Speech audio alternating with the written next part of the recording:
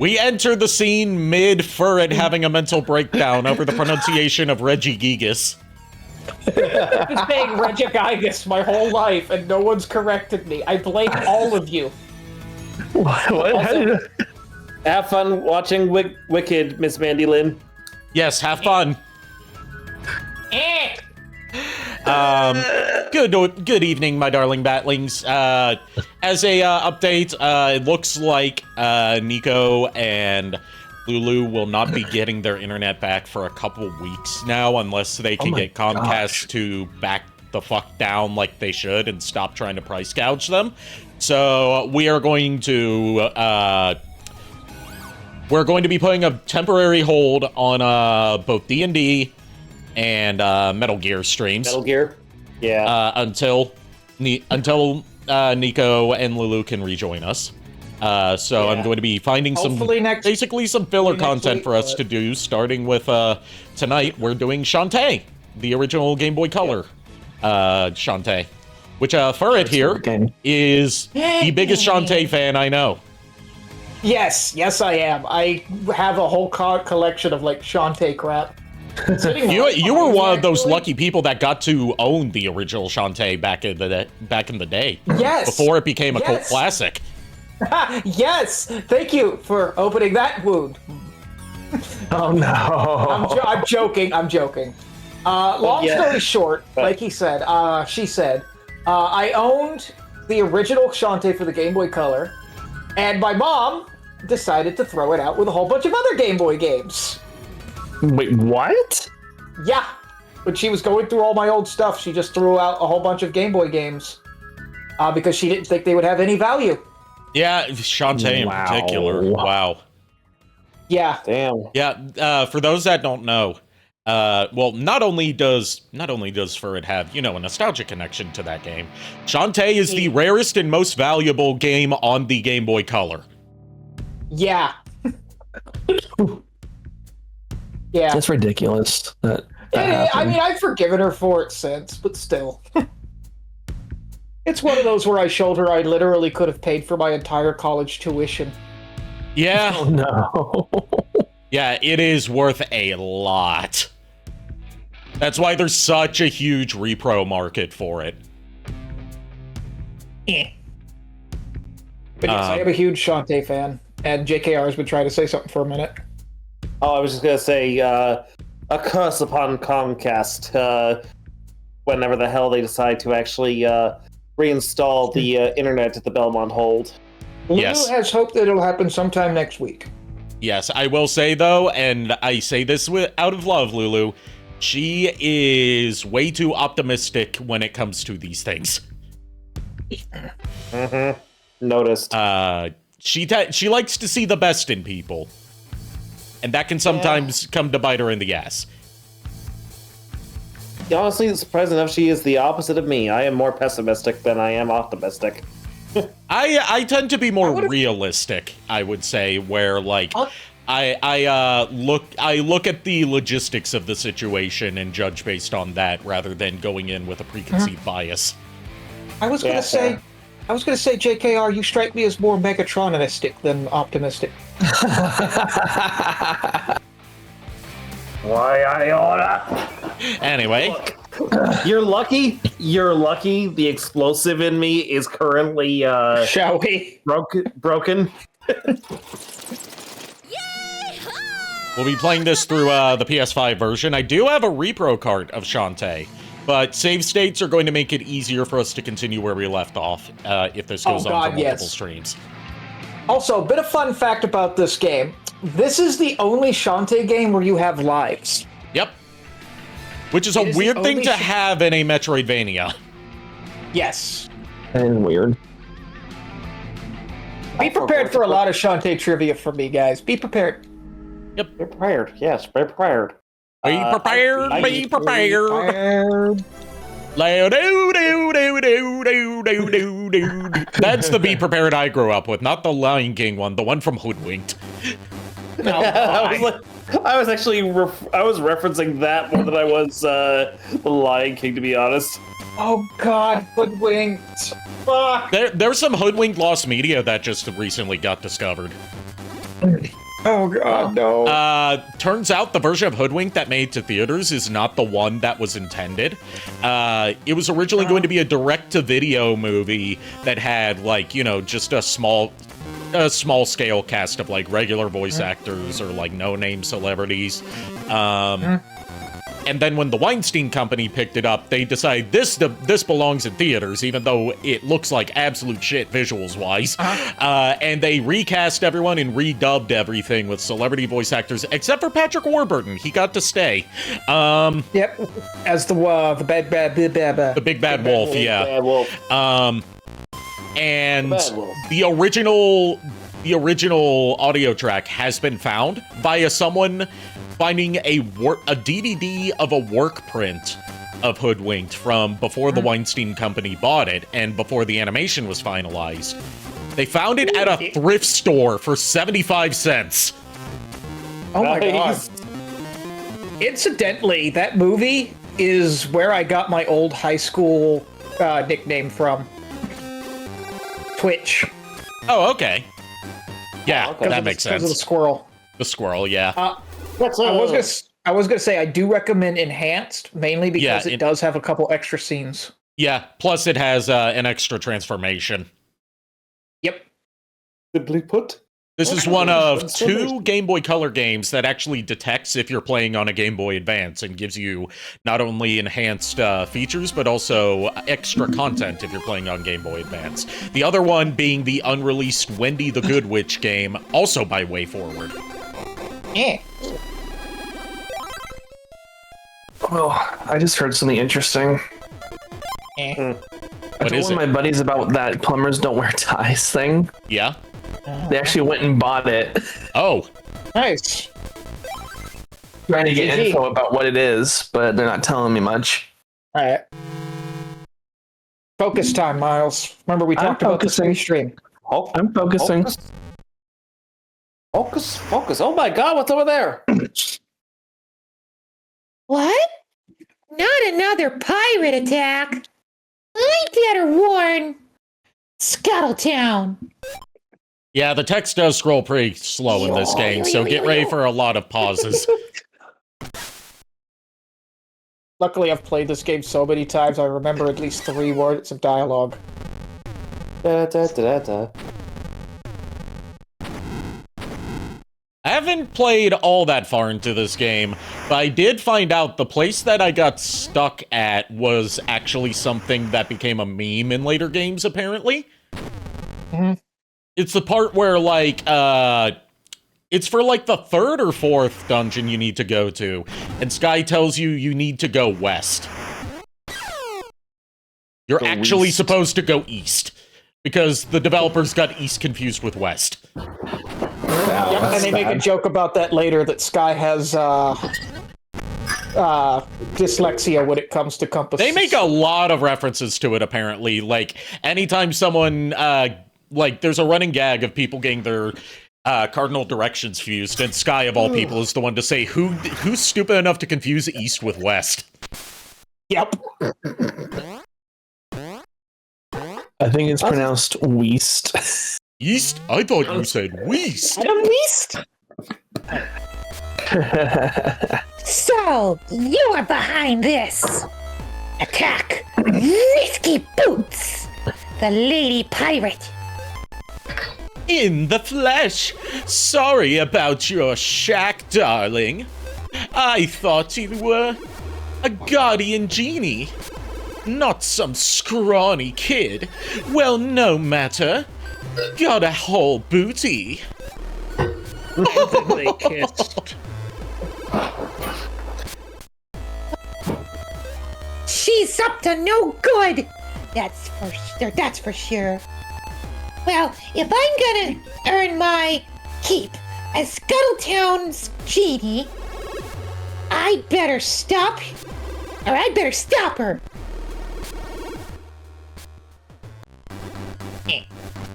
And here we are into our first level. Also, like,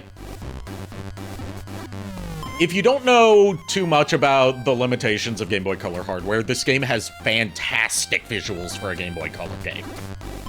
It does. certainly seems It's also got yeah. really high-quality animations. Yeah, and all Like, this on a Game Boy.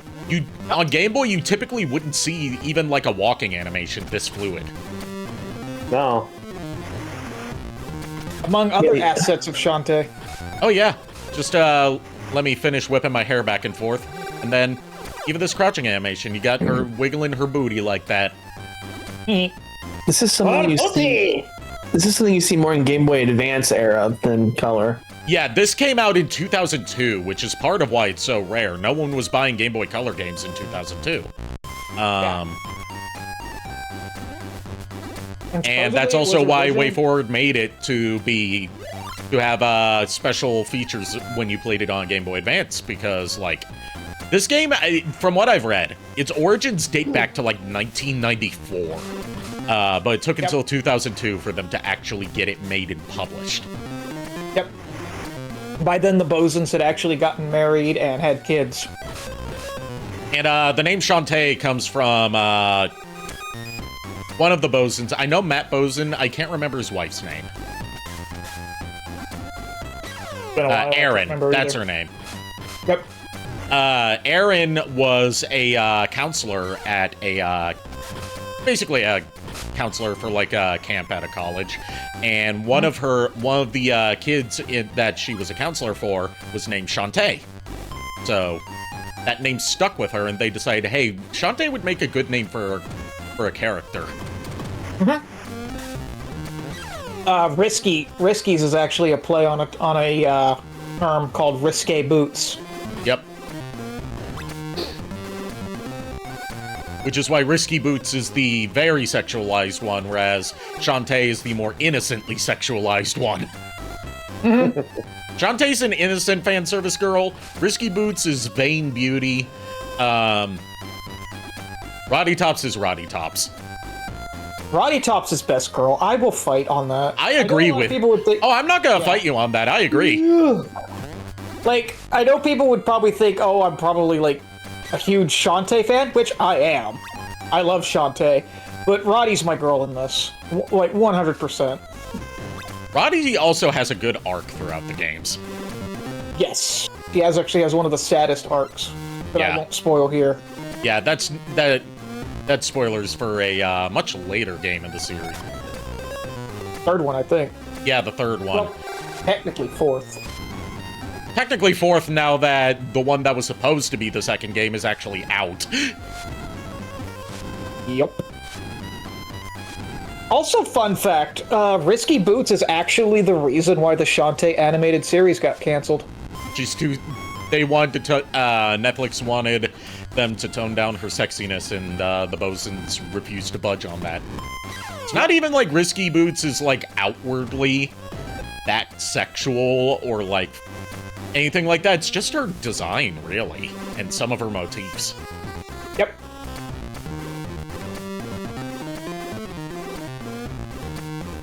Here's where you come in, JKR. Yeah.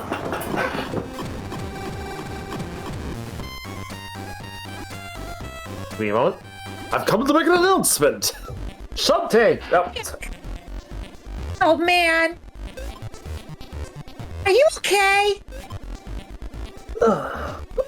Look what those Tinkerbats did to my workshop. I've got to stop them before they escape with my steam engine. Yeah, about that. Steam engine? What's that? Or what's a steam engine? I'll explain later. You'll explain now. Right now, we have to get it back. I mean, I can't really get it back if I don't know what the f it is. You stay put. I'll handle this. I like her little, like, the fish shaking animation. It is so fucking cute. Yeah. Angie Shantae is adorable. And Shantae is at her angiest in this game. Well, this was like... This is before they settled on what her characterization would be. So there's a lot of stuff that she says and does that she would not do nowadays.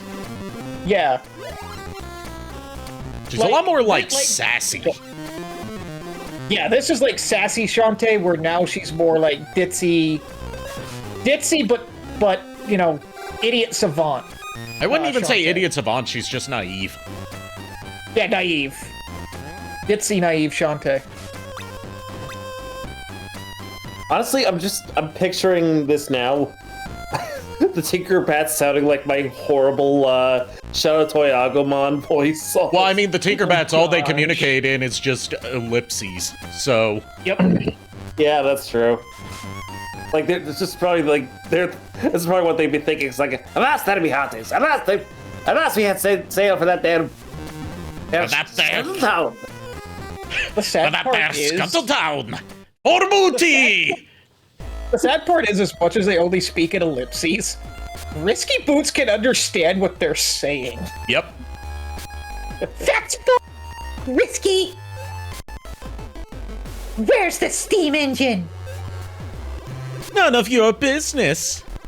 More importantly, you people have been using my sea without paying my fee, and now you're in a lot of hot water. It's ridiculous. Hey, look at that sassiness. Yep. The ocean is free for everyone to use. Enjoy. Same thing. Just who do you think you are? Who am I? I'm Risky Boots, Queen of the Seven Seas. And anyone who opposes me will be crushed flat. Men, spank this one extra hard for Mommy. Yes, Mommy. Yes, Mommy. I mean, Mommy. Mommy.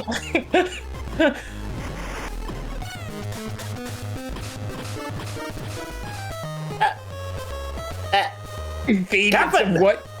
Captain! I think we're I think we're about done for.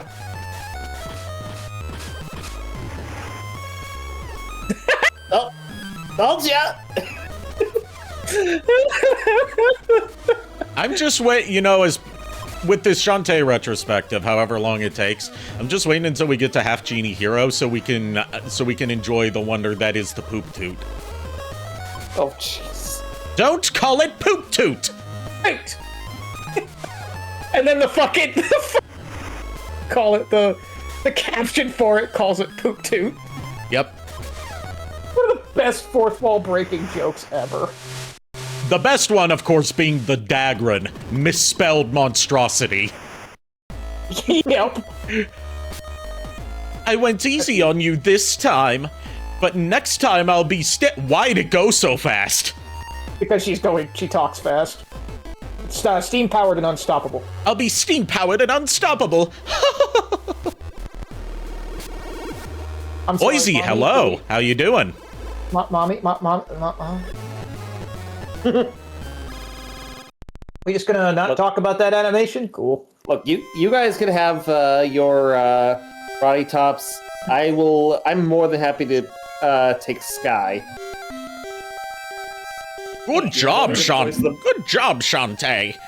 You certainly made short work of those bandits. Hiring a town genie was a dandy idea indeed.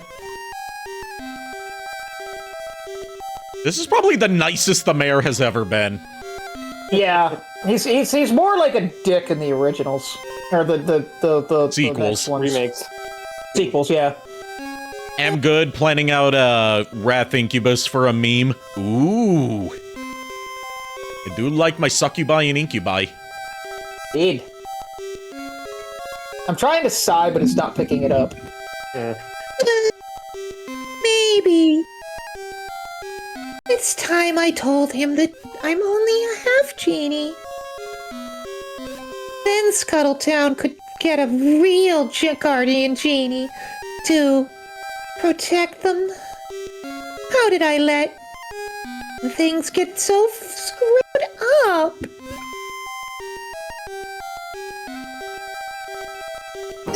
Bitch! Shantae, what happened? Where's my steam engine? You never really told me what it looked like, so it was kind of hard for me to get it back. Hey, Iron. Sorry I'm a tad quiet. Internet was a tad rough. Otherwise, my day went decently. Glad to hear that, Iron. Hope your internet, evens out.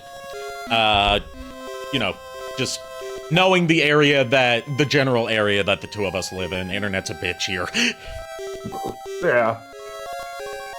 Sorry. I'm sorry, Mimic. I'm gonna have to do push to talk.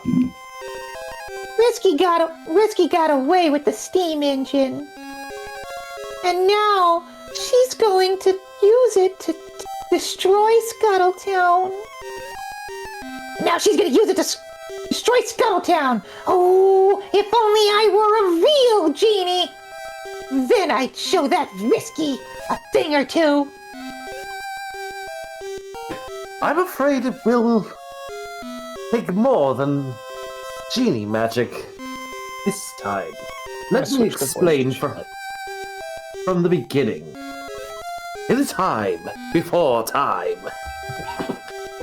Billions of years ago, there was nothing. And then suddenly there was a rapid mass expansion that people called the Big Bang. Fast forward a few billion years and it all... He said he was going to start at the beginning. In the beginning, there was nothing. And then God said, let there be light. There was still nothing, but now he could see it. You missed. You missed, Cloud. I was going to go with what Ashens said when he was turning on lights to better see like a old like LCD screen on something he was reviewing. Let there be light, and there was light, and he saw that it was crap. All right. That goes for both you and Furret. It all started on my last dig when I unearthed an ancient vault.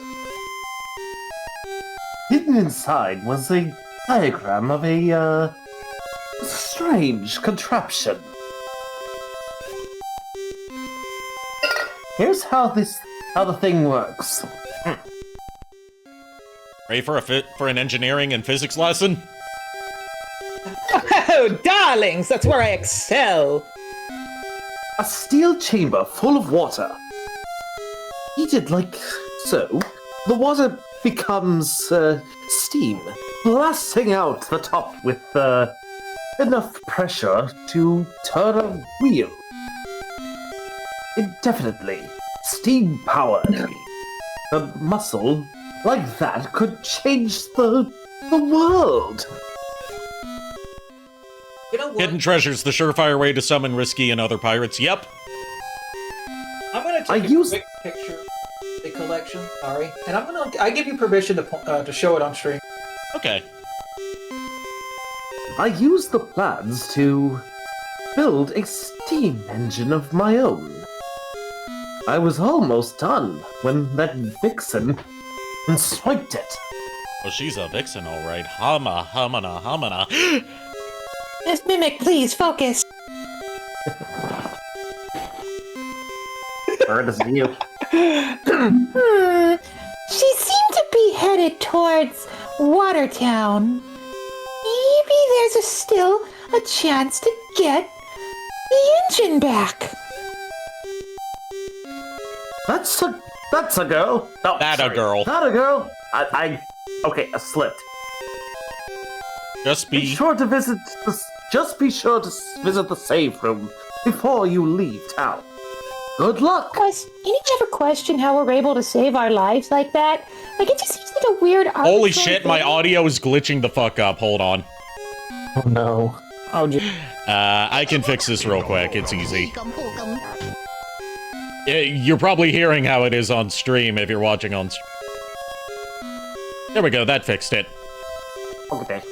Okay, I was gonna say, fine. It seemed fine to me. No, it's just on my PC. Through my end, how it comes out through my speakers, it gets all like robot-y every now and then. That's just a thing with voice meter. Anywho, picture going up in 3, 2, 3. No hablo español porque tengo un vaso de agua. Hello? Also, this is the only time that you navigate town hubs like this. You know, I gotta admit, that's a cute shot of Shantae. Yes, it is. Shantae's just cute in general. I am downloading the image now to show off on stream. What? Cloud's response. In chat. Nerd! You're about to start saying nail. Speaking of the whole like Piccolo calling Gohan a nerd thing, there is an old, probably now deleted, given that I can't find it for the life of me, video from the early days of Team 4 Star, where they got Scott McNeil at a convention to record a video for them, as in his Piccolo voice from the Ocean dub of Dragon Ball Z. And I remember exactly how it went. He's like, "All right, I'm gonna say this one time and one time only." And then, like, he acts like he's going to do special beam cannon, but instead he just shouts out, "Nerd!" Lol. That's Scott McNeil for you. I honestly would have been like, "Ooh." Here's the picture of the collection. That is my Shantae collection, to show everyone that I am not joking when I say I am a huge Shantae nerd and will collect anything and everything I can find of her. Except for the skateboards that are ridiculously goddamn expensive, and also what the hell am I going to do with skateboards? Nerd, says the Transformers collector. That pop figure that was up there is also signed by Christina V, the current voice of Shantae. Nice. I would love to meet and get an autograph from Christina V. She's one of my celebrity crushes. Let me know what you want from her. She's going to be at GalaxyCon. I have a print of Compa from Neptunia. If you tell me when GalaxyCon is, I can ship it out to you. Last weekend of May. Last weekend of May? Yeah, I can send it out by then. Cool. I have that print courtesy of JKR. Yeah, it was just something I found online and printed at FedEx. Yeah, Compa is, you know, as much as I love Shantae, Compa is just absolute sweetheart, and I love her. Also, another reason I don't get the skateboards that they put out are because they're ridiculously expensive. You said that already. Did I? Yeah, you did. That was the first reason you gave. Oh. Yeah, that's fair. Are you losing your memory all of a sudden, Furret? Like, seriously, you always tell me you can never remember what you had for breakfast this morning. Is it now that your memory is getting bad enough that you don't remember past 2 minutes? I'm sorry, who are you? I deserve that. Alright, let's exit the town and start making our way to Watertown, and by that I mean... in one of the... Bolo is in Watertown. Oh, okay. I thought he was in one of the little houses. No, he's in Watertown. And when I say make our way to Watertown, I mean grind for gems so we can buy items, then head to Watertown. I'm gonna be cruel as fuck. I think JKR should voice Sky. You know, I couldn't give her a decent. Here's the thing: I can't give her a voice that would do her justice. Is the problem? Not with that attitude. I can't do female voices. I'm sorry. I don't. You haven't trained yourself for that. Yeah, and even then, it's like I just don't have the confidence to try and, give a half-ass performance. Let me ask you this: she's your waifu. So which of the two of us do you prefer to do Sky's voice? God damn it, now I feel... No. This is not setting up for a bit. It's just... Okay, because knowing you fuckers, this usually is a trap. But it's honestly, not. It better not be, otherwise I'm gonna... you know what? Ari. I think Ari would... Yeah, I'll do my best, do a pretty good voice. Then I'll take Roddy. Yeah, you would pull off a better Roddy than me anyway. Yep, with all 5 voices that I give her through the course of this goddamn stream. My headset's dying. Hold on, guys. Okay. Go ahead, Miles. Charge it. For those who don't know, back in November, or was it November? That I did Shantober? No, October, because I did Shantober. Back in November. Back in October. We called it September. Shantember, so it was September. God damn it. Yeah. Point is, last September I streamed a bunch of Shantae games. And a running gag throughout all of them was that I could never give Roddy Tops a consistent voice. She was the one damn character I could not give consistency to her voice. That ain't good. Most of those streams are up on my Twitch channel if you want to check that out. They would not be anymore. Well, no, they're saved as Oh, highlights. you saved them as highlights. Yeah. Okay.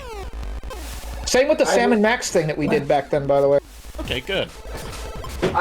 Make sure you upload those to YouTube too, just for maximum discoverability. Eventually I will, yes, once I get around to it. Unfortunately, I hate to say the Day of the Tentacle ones kind of died. Yeah. And that's like one of my biggest regrets. I didn't get to them I in did time. send you most of those, didn't I? You did, but I didn't get the chance to download them before your old computer crashed.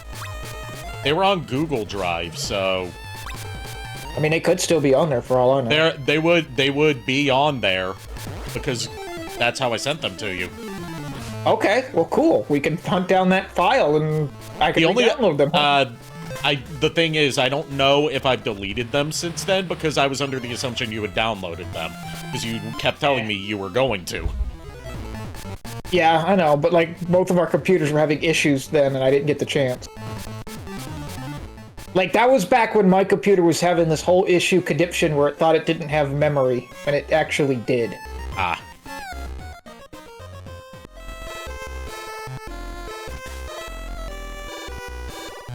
Can we say that the shopkeeper has one of the best jokes in Half-Genie Hero?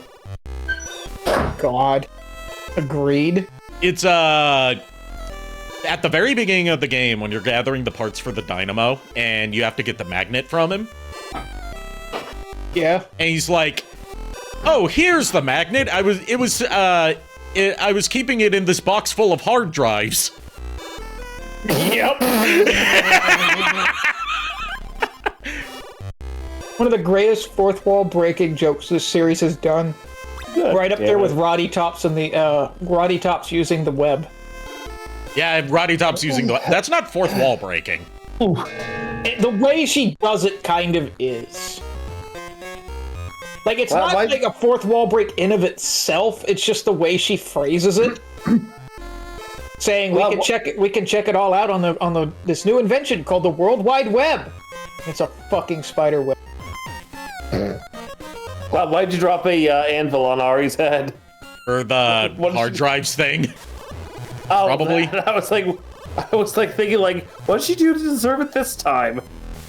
Anyway, time for Shantae to dance, and also the first time that anyone says Ret-2-go. Iron brings up a good point. Roddy with an inconsistent voice makes sense because when adding zombie logic, considering that she is one who knows how long organic parts would remain intact without breaking down.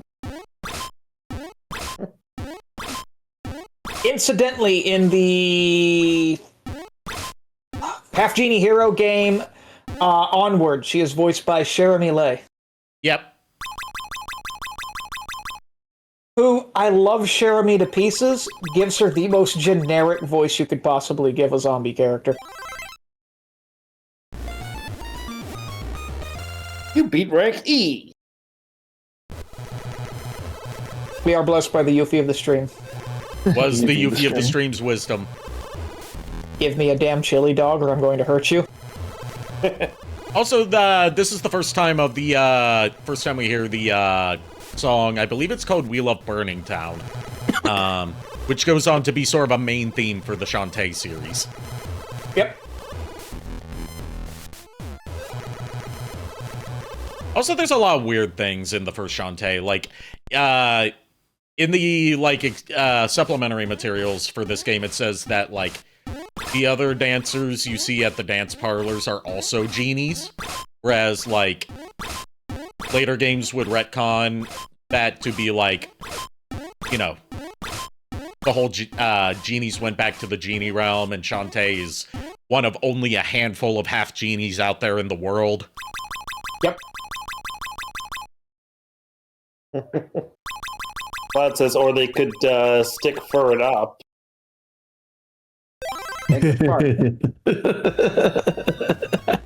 Are you coming on to him, Cloud?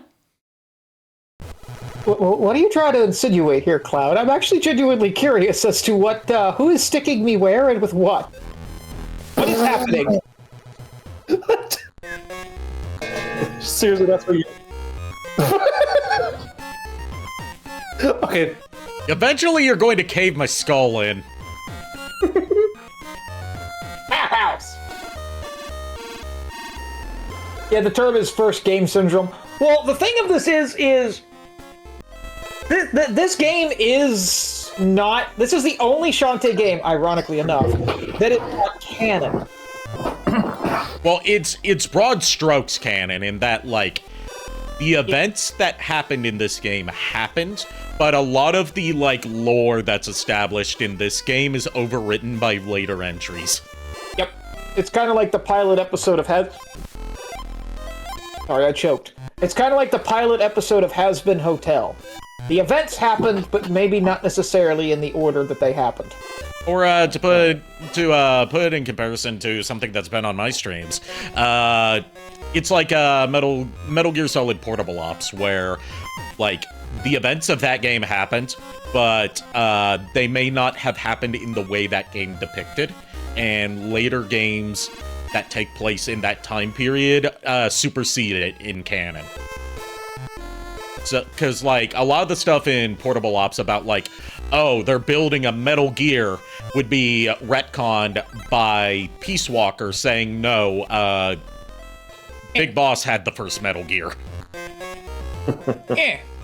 Not the, the first Metal Gear that was in, Portable Ops that we never really got to see, but from what I've seen was less a traditional Metal Gear and more of, like, a satellite-based thing. Oh no, I'm being stuck up! This is a stick-up. But Cloud, we don't have any sticks. Also, Cloud, I'm poor. I can offer you a hug as payment. That's the best I can do. Can you offer them some Coca-Cola? Not legally. Cloud, can you even drink Coca-Cola? Is there a reason why they couldn't? Couldn't. I mean, do they drink even? I said could, I meant, like... Well, you said could, I'm like, I was like, is Cloud diabetic? And I wasn't aware of that. No, that's my bad. It's, okay. The question is, but do you? Do you drink Coke? I thought the question was, what is a phenomena? Question is, who cares? Guys, I don't know how to tell you this, but Cloud's got a gun! Shotgun specifically. Run quickly. I mean, Iron's got a gun too, so... Nah, Iron's got a Mega Buster, which is more terrifying than a gun. Look. You know, sometimes when I'm in the Megatron form, I got a fusion cannon, so... But, and sometimes when you're in the Megatron form, you are the gun. And sometimes you feel like a nut. Sometimes you don't.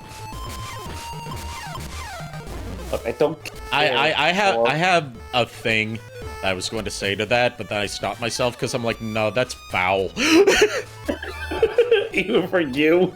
Not even for me. It's just more so like that's a bit too grody.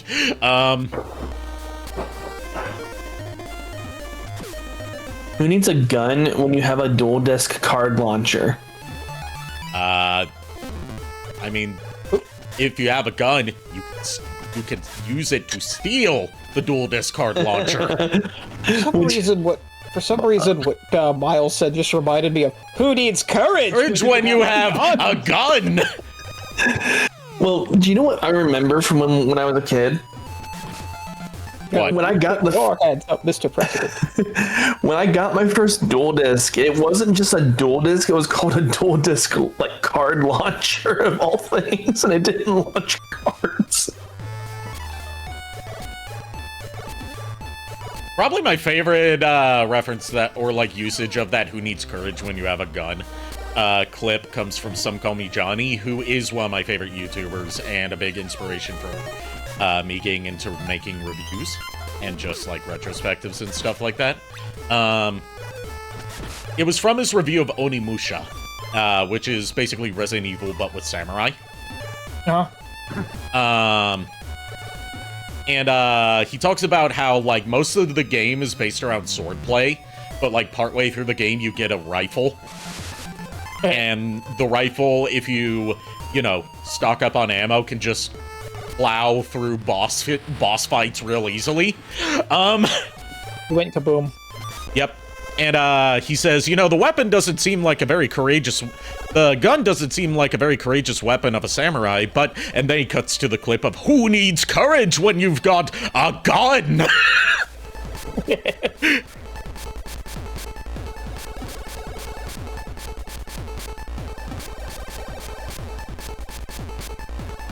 It's my...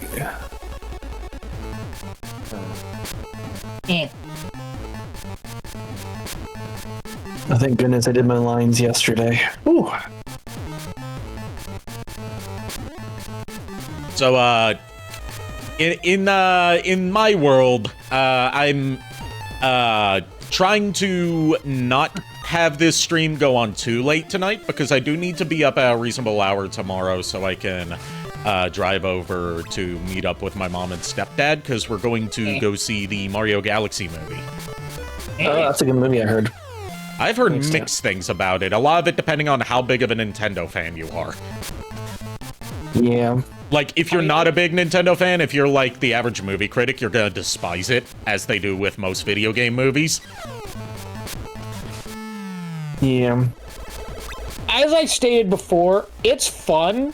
Just don't go into it like expecting this huge, elaborate story, or you will be disappointed.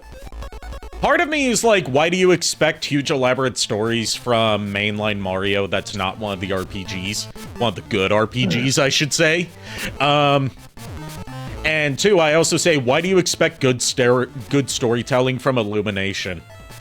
They're known for doing, like, the bare minimum in terms of everything to maximize profits. I mean... They made Minions, right? So... Yes. Yeah. That is a perfect example of them doing the bare minimum to maximize profits. Yeah. But, like... Banana. But, like... A lot of the critics that, like, gave it such bad reviews are like, oh, the plot is just so... Like, there's almost no plot to it whatsoever. And I'm sitting here going, it's literally... Bad guy shows up, bad guy kidnaps princess, good guys go save princess. What the fuck else did you want? Plot development that doesn't match It's a fucking Mario movie. See, and this is its problem. It has plot development. I'm making a reference to that one guy.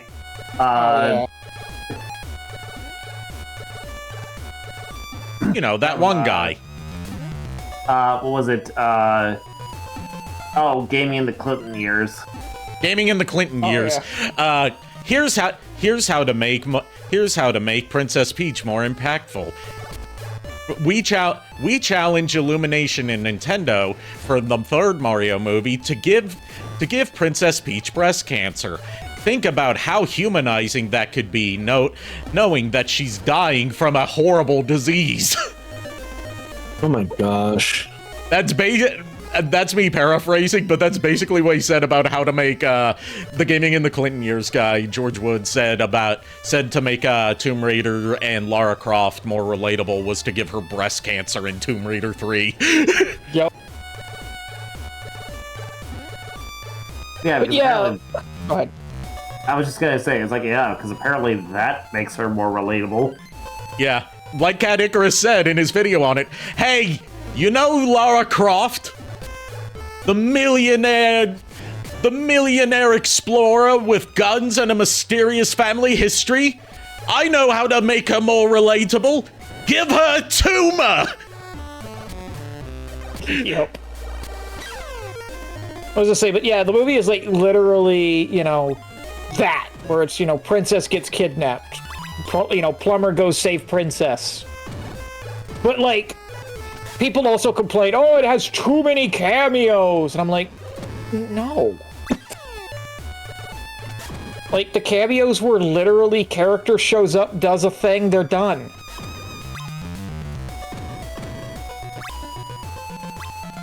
Like, I would argue Fox McCloud was a glorified cameo in that movie, but everyone's like, oh, he has more to do with the plot than Rosalina. I'm gonna have to stop you right there. Yeah, no, I'm just like, that's just people criticizing the movie is what I'm. Yeah, You'll enjoy it. You'll enjoy it. Is my point. Get ready, Miles. Your boy's coming up. Oh no. At least I hope you enjoy it. Ari. Don't expect good storytelling from the Mario movies, but I'd like it. Yeah, I figure I'll probably enjoy it well enough. Just turn my brain off, not expect, like, too much from not just a Mario movie, but from an Illumination movie. Here he is. There's Bolo. That's your voice in Miles. I don't even know how to do a voice for this, but whatever. You're you. Just cool. you. Just be me. Cool. I can do that. Hi, Bolo. I thought I'd find you here. We've got an emergency in Scuttletown. Things have been rather exciting here, too. We just got a visit from the infamous Lady Pirate Risky Boots. Why are you laughing, my good boy? I don't know. I think it's because I can see my icon in the corner and I can't read. I can't read because I don't have everything memorized. It's just killing me, but I love it. This is also the first time we've had him voice anything on stream, so... Yeah, very true. Yeah.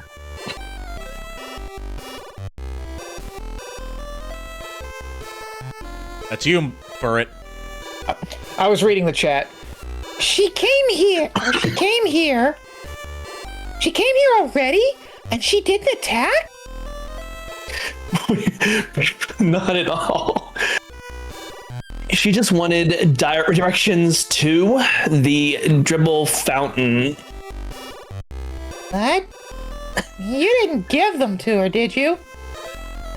Oh gosh. She sure was pretty. Yep, that's Bolo! In that outfit. Is it who I can read that? Woohoo!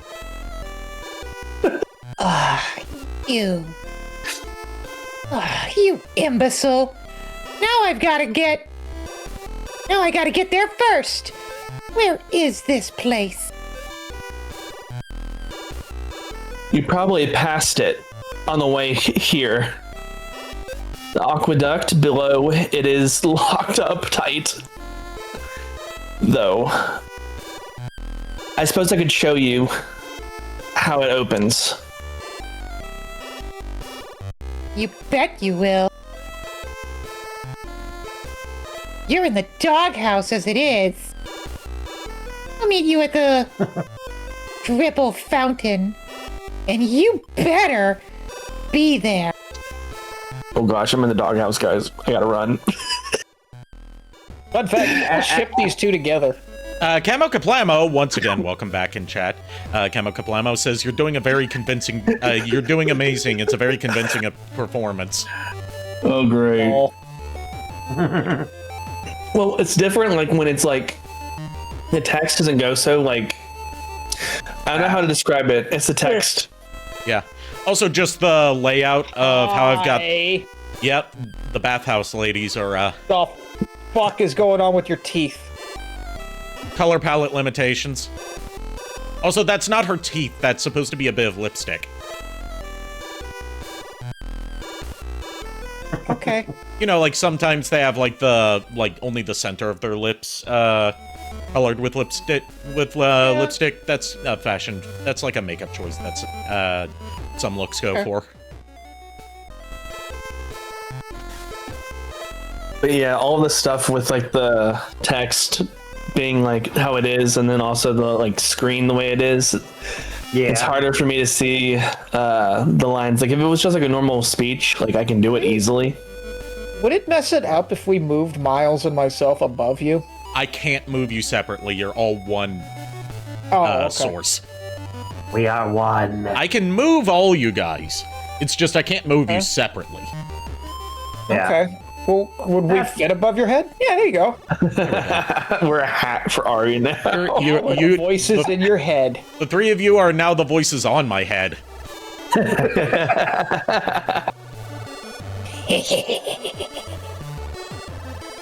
Oh yeah, we should. Okay, who's on the right shoulder? Who's on the left? You are based on my directions of where my model is facing. You're on my right shoulder. JKR is on my left, and Furret is on my head or my chest. His choice. I'm going to be the gentleman and say head. Okay. Do it for it. To be fair, I do tend to perch on people's heads. That is canon to my story. Furret, would you please stop perching on Ari's head? But the hair is so soft and fluffy. If he fits, he sits. Exactly. The last thing, you know what? No. JKR, just let it go. Just let it go. No. You don't mind to it. What would you rather see him nuzzled between my magnificent chesticles? Think who I ain't. I would. Sorry, go ahead. Look, listen. I'm not even gonna explain myself here. I'm just gonna let it go because the more I try to explain it, the more you try to explain it, the worse it's going to get. Yes. Yes, and the deeper a hole I'm gonna end up in. For once, you have the high ground here, even though you are perched lower. You should maintain your position of the high ground and not sacrifice it for a bit that is going to backfire. I'm just offering you some sage wisdom here from a very unwise person. Yeah, you wise? Yeah, no. But I mean, I'm wise. I'm wise. I'm a wise ass. Smart ass. Yeah, I'm that too. Thank you. Miles, can I offer you some popcorn? Yeah, sure. I got some Jiffy Pop in the pantry. But here's the thing: it needs to be in the Yoshi bucket. Hey, at least it's not going in the Dune bucket. Sadly, sadly, the only one they had when I went was the generic Mario bucket. People bought the Yoshi buckets for scalping. Yup. Well, yeah, it's a Nintendo thing. Of course they bought it for scalping. But Yeah. the Dune bucket, you know, this one that's supposed to look like a sandworm, but instead it just looks like a really kinky fleshlight. Oh my god. Yep. It's supposed to be the Shahalud, and it looks like a frickin' yeah. Oh god. So I was gonna make a joke about the whole like, you know, conscious thing with like, you know, the angel on one side, the demon on the other, but I'm like, let's just face it, we would all be the demons, like whispering bad things. Honestly, I can picture. I picture this. You're not that far off, Miles. I'm picturing this as the angel and devil that's perched on Krunk's shoulders. Yes. No. Let her. No. Let her talk. She's got a point. I was going to say I'm picturing it as like that one early episode of Family Guy where they did a bit with like the angel and devil on Peter's shoulders, but the angel wasn't there, and Peter's like, where'd the angel go? And it shows the angel is stuck in traffic. Yep. What it is. There's also The Simpsons where it's the whole like Homer's devil killed the angel, is dancing around it going, I am evil Homer, I am evil Homer. Alright. There you are. What are you doing now? What are you doing now, you idiot? Dante's just angry in this game. It's you know what, I'm not gonna complete that sentence. Or are you saying she's a tsundere? I can smell her. I can smell her perfume. It's so beautiful and alluring. So Bolo. Okay, I once again giving me a chance to do this bit. Bolo, the way Bolo tracked down Risky Boots to the dribble fountain was not just, following logic. He was just like, He's a bloodhound. God damn.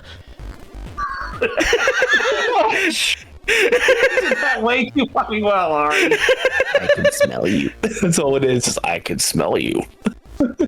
I smell you, boy. Bolo was very horny on main in this game.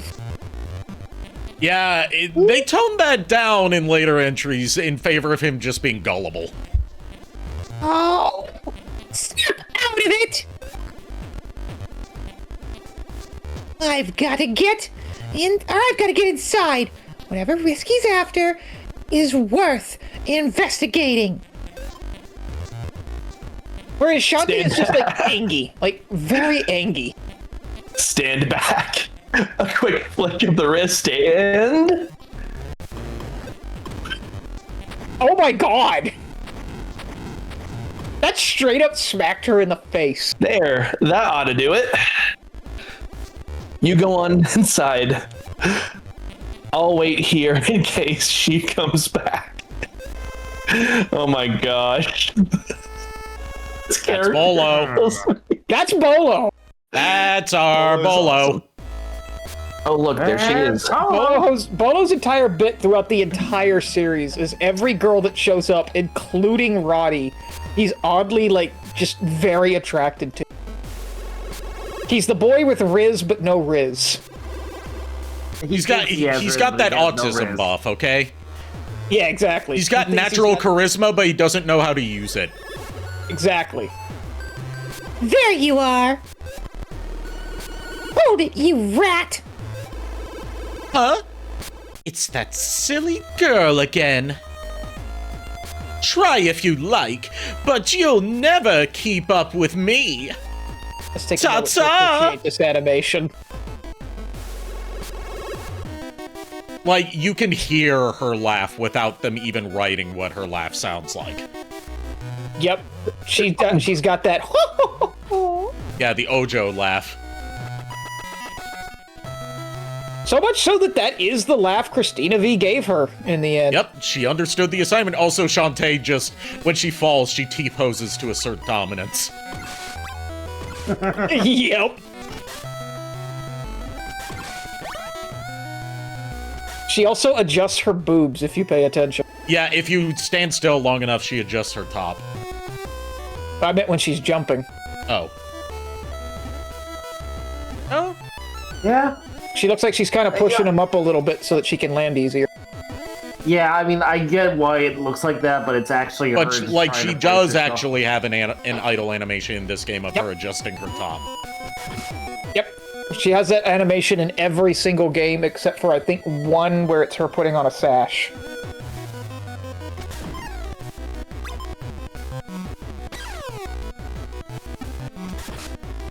Also, there was some Shantae lost media that was discovered, and archived, but not currently playable using modern emulation technology. And it is another scrapped build of what became Risky Revolution that was going to be one of those, like, plug-and-play TV games. Someone found a prototype of it and dumped the source code of it. It's just there's not currently an emulator that can play it. Ooh. But the source code is there, so it can be worked on for getting it playable. I just realized that those things you were just fighting are the prototype of the slime girls that would show up later in the series. Yep. Also, like, once again, talking about how impressive the graphics here, the colored lighting as you, that naturally shifts like this, with no, like, loading, with no need to, like, pause to load in stuff. That was very advanced for a Game Boy Color game. I would say, it's a really cool animation. I don't know. The detailist in me is a little disappointed that she doesn't like say you're half out, half in. Yeah. Deal. Yeah, but that's something that's outside the limitations of what the Game Boy Color can do. Yeah. Because it's not real-time lighting. It's just cueing it to recolor the sprite. Yeah. So not too upset about it. But, yeah. Hey, I found a squid! You snooze, you lose. I found a wood squid! Let's see if we can find its mommy! Ha! Eat it, Ari! That's not what it said. God damn it. It said, I bet it misses its mommy. I got the gist of it. That's what's important here, right? You didn't get it right, so... You're the Shantae expert here.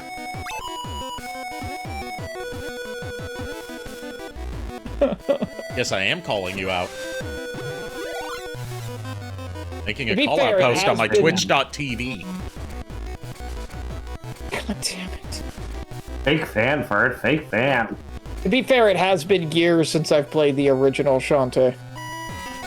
Miles, are we hearing excuses? Yes. Plenty of them. I had planned on playing it for Shantember this year, but Could still do it. I'll be on board. I'm trying to for remember that. what games I played. I don't think we actually did half-genie hero itself. I think we just did the side. Yeah, you ones. did the side modes, but I don't think you did the main story. We mostly just did Risky Revolution, Yeah. and then whatever one came after that. Yeah, you Pirate's definitely Curse. you did Or not Risky Pirates. Revolution because that was the new one at the time. So after that, you Yeah. did Risky's Revenge. Risky's Revenge. That was it. So this year we might do Pirate's Curse and then Half-Genie Hero. Shadow Dragon, thank you for the resub. Hello, how are you doing? Roo. Of course, that's like months down the road. So Okay, so I got, it just occurred to me when I heard Shadow Dragon resub, I was like, oh, I better make sure that I am up to date on my subscription. And I have 3 days remaining. Yeah, that was me with trying to resub to Cloud. After one of my recent streams was like, oh, it's your sub anniversary, but you also have 1 day left before you can resub. I'm like, I'm sorry, what?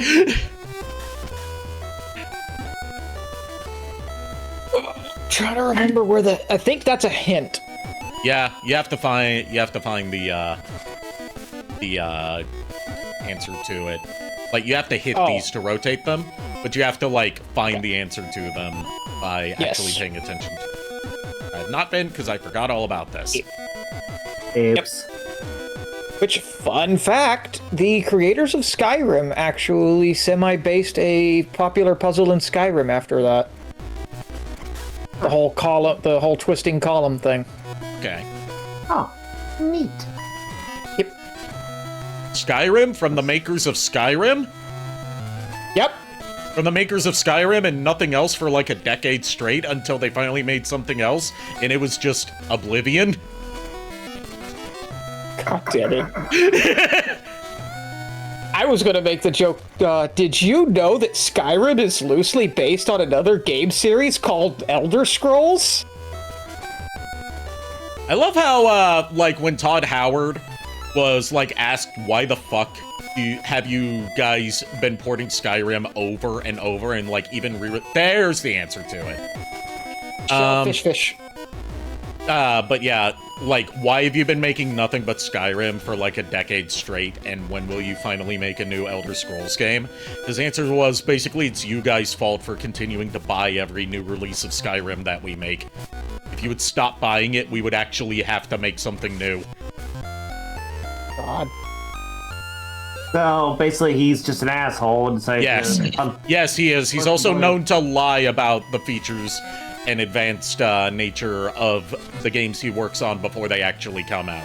He's like Peter Molyneux, except, you know, still active in the game industry. Well, I have no idea who Peter... Peter Molyneux's the what's creator of Fable, Black and White, Populous, Goddess. Yeah.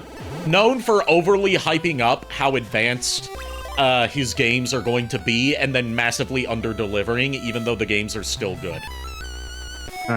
Like, probably the most infamous lie that Peter Molyneux ever told was when he was hyping up the original Fable, and he was talking about how, like, every single minute decision that you make throughout the life cycle of your character in Fable is going to have some sort of impact, and the specific example he gave is you can plant an acorn in the ground as a kid, and when your character grows up, it will have become a full-grown tree. In the final game, there were no acorns to plant. I was gonna say, to be fair, Fable 1 and 2 were actually really good games. Yeah, his games are usually still good, just like, you know, as much as I harp on Bethesda for releasing buggy messes that the community has to fix, the games are still good, or at least, you know, enjoyable in their own right. It's just Todd Howard lies a lot about how advanced the games are going to be, and like, oh, we're working on a brand new engine when it's the same engine they've been working on since like 2004. Yeah. Just with more stuff stable. The reason their games are so buggy is because they're working on an engine from the 2000s that instead of just upgrading to something new, they just staple more shit onto it, and that makes it more unstable. Supposedly the reason it's taking them so long to do the next Elder Scrolls is they are working with a new engine, so they're trying to figure out what the fuck to do with it. Yeah, even Oblivion was was the first example that Bethesda's like internal development team has had of developing something on an engine other than Gamebryo, which is the name of the engine they've been relying on for so long. And even then, it was just using Unreal Engine 5 to run a Gamebryo engine code, which is what a lot of these like modern remasters are. Is like they're just running it with it using Unreal Engine as a wrapper, so they don't have to. Hey, I found Rage Quit. I bet it misses his mommy. Ha! So they don't have to. So they don't have to like recode the game from the ground up. They just basically use Unreal Engine as a shell for it to run in. Just like how the old the quote-unquote remasters of Elder Scrolls 1 and 2 are just running the Elder Scrolls 1 and 2 code within Unity, so that way it just works natively on modern PCs without them having to make a whole new port. Yeah. I'm saying this from my experience working in studying game development for a potential profession before I decided, you know what, maybe the industry where people are getting laid off by the thousands every year despite record profits isn't something I want to get into. Yeah. But I was gonna say, you know, as much as like we Bethesda supporters, you know, like love their games, we all unanimously agree Todd Howard can go fuck himself. Yeah, Todd Howard is the albatross on Bethesda's neck as far as reputation. Like, great games, please fire that guy. Yeah. He is a terrible, what's the word here? PR person? Spokesperson? Spokesperson, yeah. Like, the thing is, they typically have him do, like, PR rounds for games that he's not even directing. Just because he's the only recognizable face at Bethesda. To be fair, at least he's not as bad as the dumbass that Blizzard got to hype up Diablo Immortal. Don't you guys have phones? What? Don't you guys have phones? Yeah, we do. We just want a new Diablo game. We don't want a frickin' mobile version of Diablo 3, you dumbass. Can I just say that, the guy in the red shirt guy, I believe they just call him, at the Q&A portion of that reveal is an absolute Giga Chad. Because, it was from the announcement of Diablo Immortal, And it's just this guy in a red t-shirt that was like, you know, they were doing Q&A about what to expect for the Diablo Immortal announcement. Right after they announced Diablo Immortal, and like they hand the mic over to him, and he says, "Yeah, I have. My question is this an out-of-season April Fool's joke?" Yep. And he says this. He's saying this at an official Blizzard press event at their convention. Yup.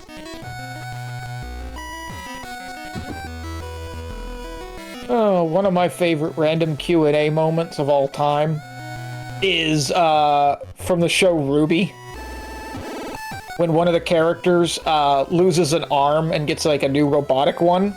Yeah? Yeah. Someone at a panel asked if their new arm has a vibration function. Oh. And the voice actress jumps up, looks at the director, and goes, "Does it?" I know exactly who you're talking about, too. Even though I haven't really watched much of Ruby, I know what you're talking about, just from, like, seeing a lot of memes about the episode where that character lost their arm, and, you know, other things happened in that episode, too, that also got memed on. Yeah. I'm trying to keep it vague for, you know... For the people that haven't seen it and don't know the spoilers already. Yeah.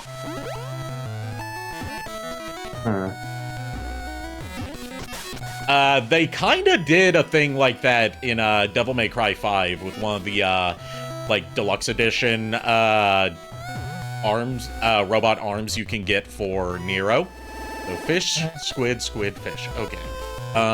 Fish, squid, fish. One of the DLC arms you can get for Nero is, it's an arm that's supposed to, let you heal on command.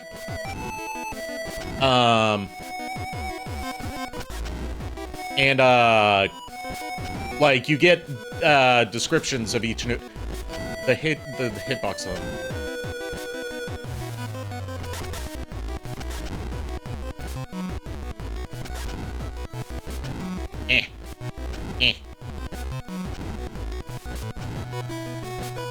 You got this. You got this?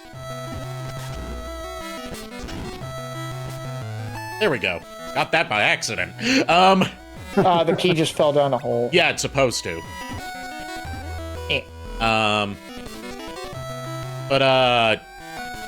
Yeah, it's, like, when you get a new, Devil Breaker, that's what they're called.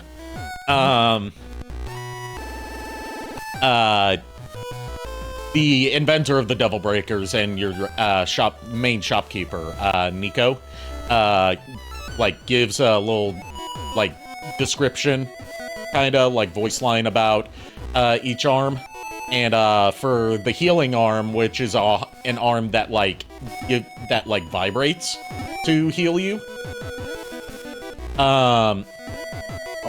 She's like, "Hey, I got something for you. Kyrie-'ll love it, know what I mean?"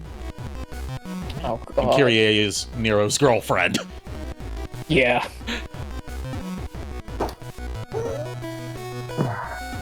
His girlfriend that solidified people making jokes about Nero just being Ichigo from Bleach, given that he's voiced by and mocapped by Johnny Young Bosch, and Kyrie in the English dub is, well, I say in the English dub, Devil May Cry doesn't have a Japanese dub, is voiced by Stephanie Shea, who voices Orihime from Bleach. Aw.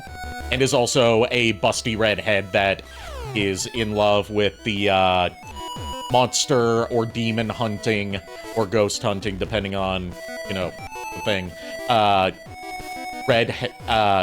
The demon hunting main protagonist voiced by Johnny Young Bosch, who is also a hothead. So it's just Ichigo and Orihime, but in Devil May Cry. And better because it's not Bleach. True that. I like Bleach better when it was called Yu Yu Hakusho. Damn it.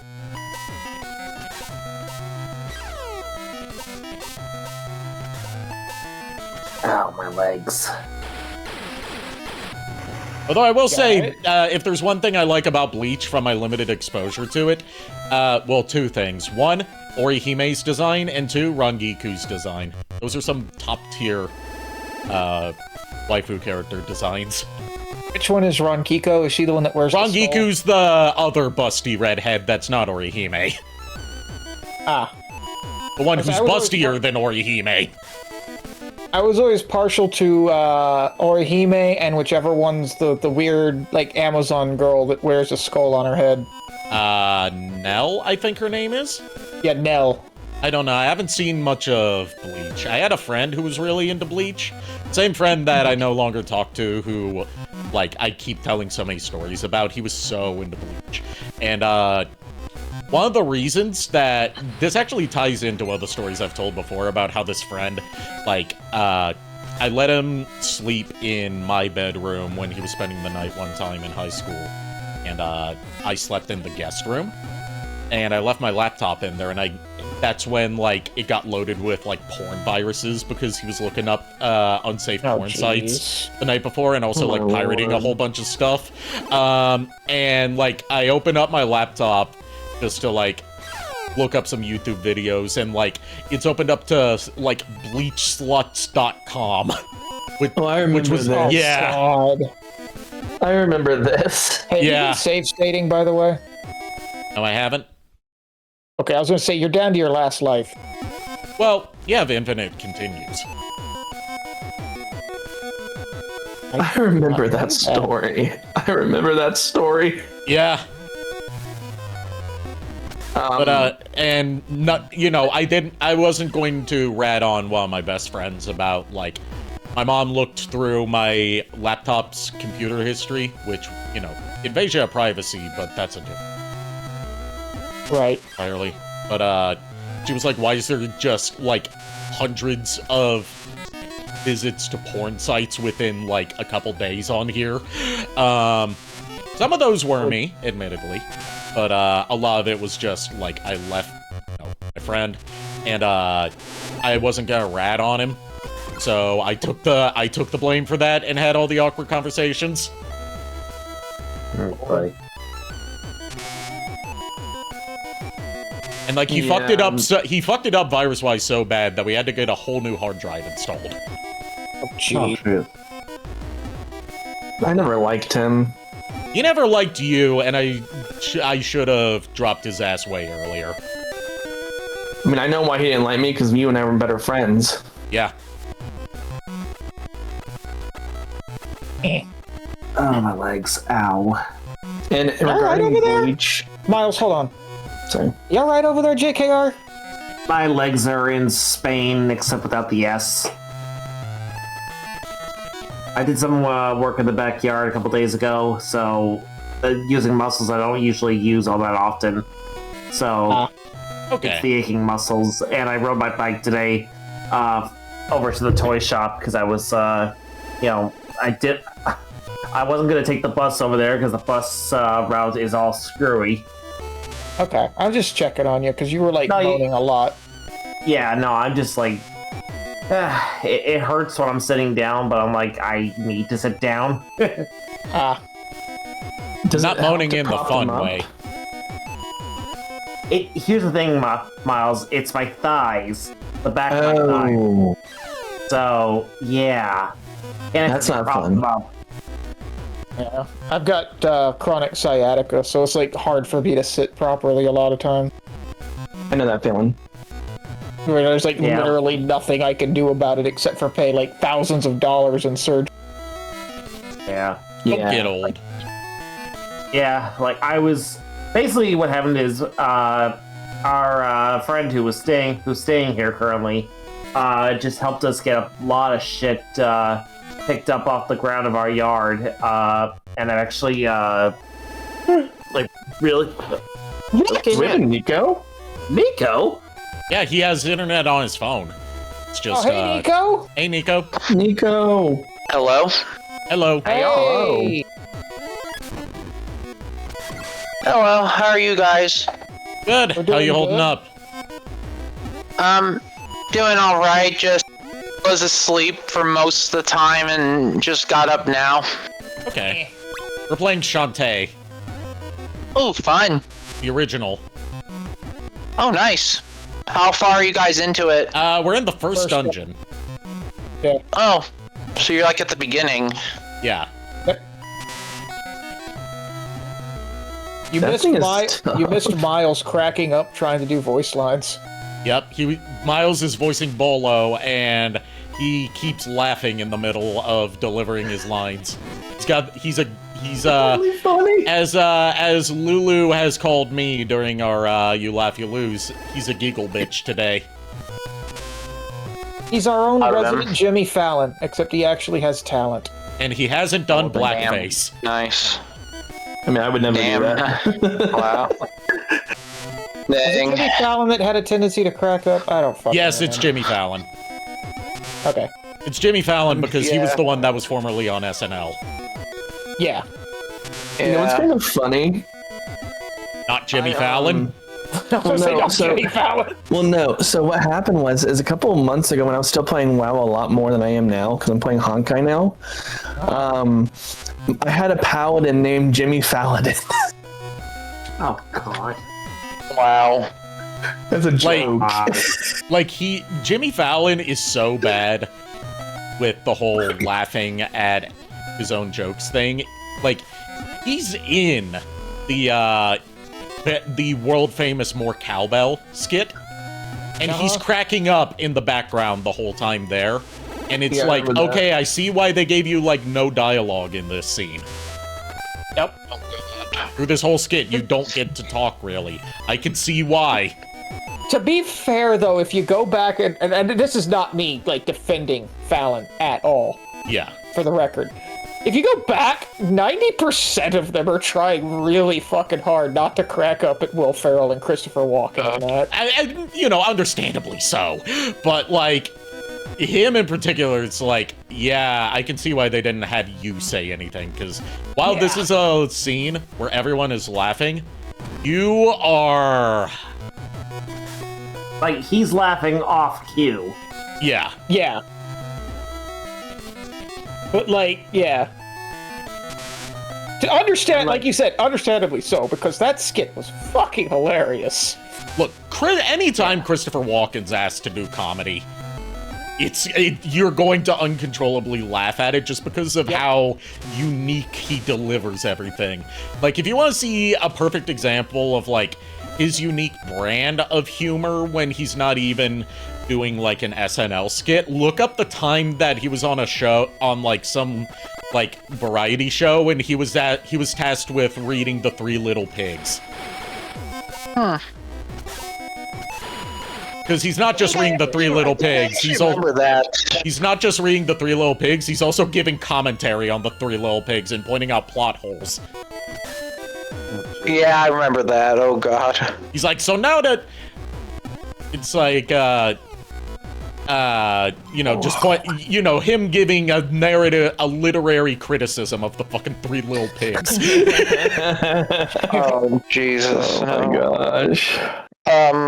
Aside from that, how is everyone else tonight? good. My legs are in Spain without the S. My foot is too. I'm existing. Yeah, same. My arm and my hand decided to cramp up again, so it's like, Fish yay. food. But yeah, yeah, I definitely talked to my mom. She said definitely like either this week or the week after this week, I should have internet back. It's whenever my parents get paid again. Okay. Just stuff had to come first, but Yeah. that's fine. Just Just- also Lulu has told me to let you all know hello. She has caused chaos, and hope you have fun playing as the genie girl that is destroying every enemy with her hair. He whips her hair back and forth. She whips her hair back and Tell forth. Lulu that is my wife she's talking about. It is. Yeah, she knows about Shantae. She knows. And also, Nico, just as a warning, Alice is going to get weirder and weirder the longer she's in my head. There's one benefit also for it to be waiting a little bit.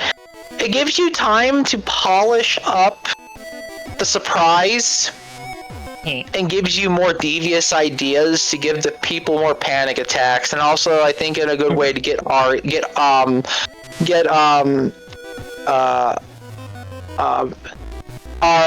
lovely stream hosts here payback for the Revenant.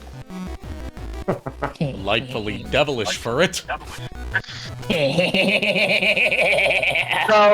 in a way, this is a benefit and a curse. Yes. It plays both ways.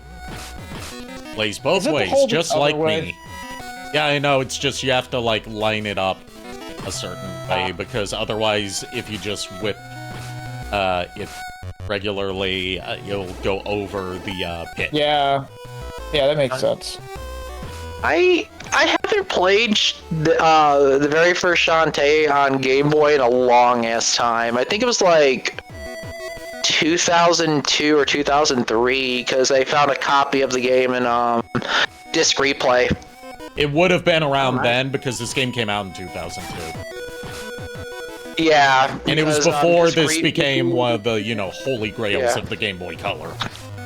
Yeah, disc replay had it for like had it for a decent price. I told my mom said, hey, you can pick out 2 games here for Game Boy, and I'm like, oh, I'll try this one and I'll try this one. Shantae was fun. I enjoyed it. Nico, do you want to know the universe that is my existence? It revolves around Shantae. Yes. So picture it. A young Furret taken to a place called Hastings and told he could pick out any Game Boy Game Boy game he wanted for being a good little Furret and doing his chores. Okay. He grabs the original copy of Shantae, Okay.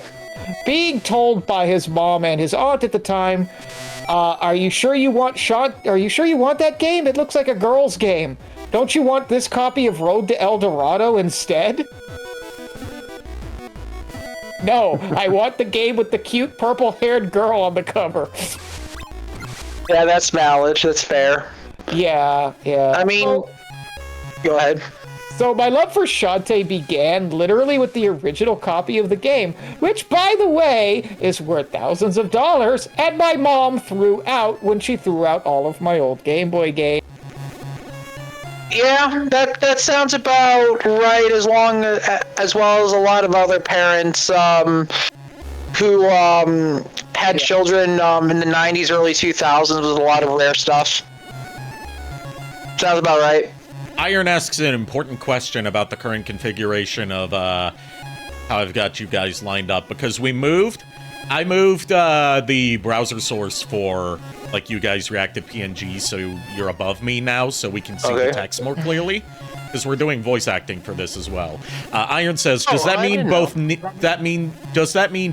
and Furret are on Ari's head? Oh gosh. They are resting on either one of my ears. So you basically cast a shrink spell on me, and I became a familiar for tonight.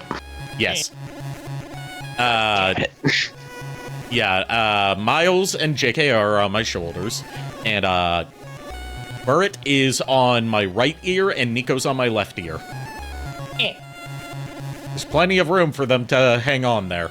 They do have long ears as a half-elf. Fair enough.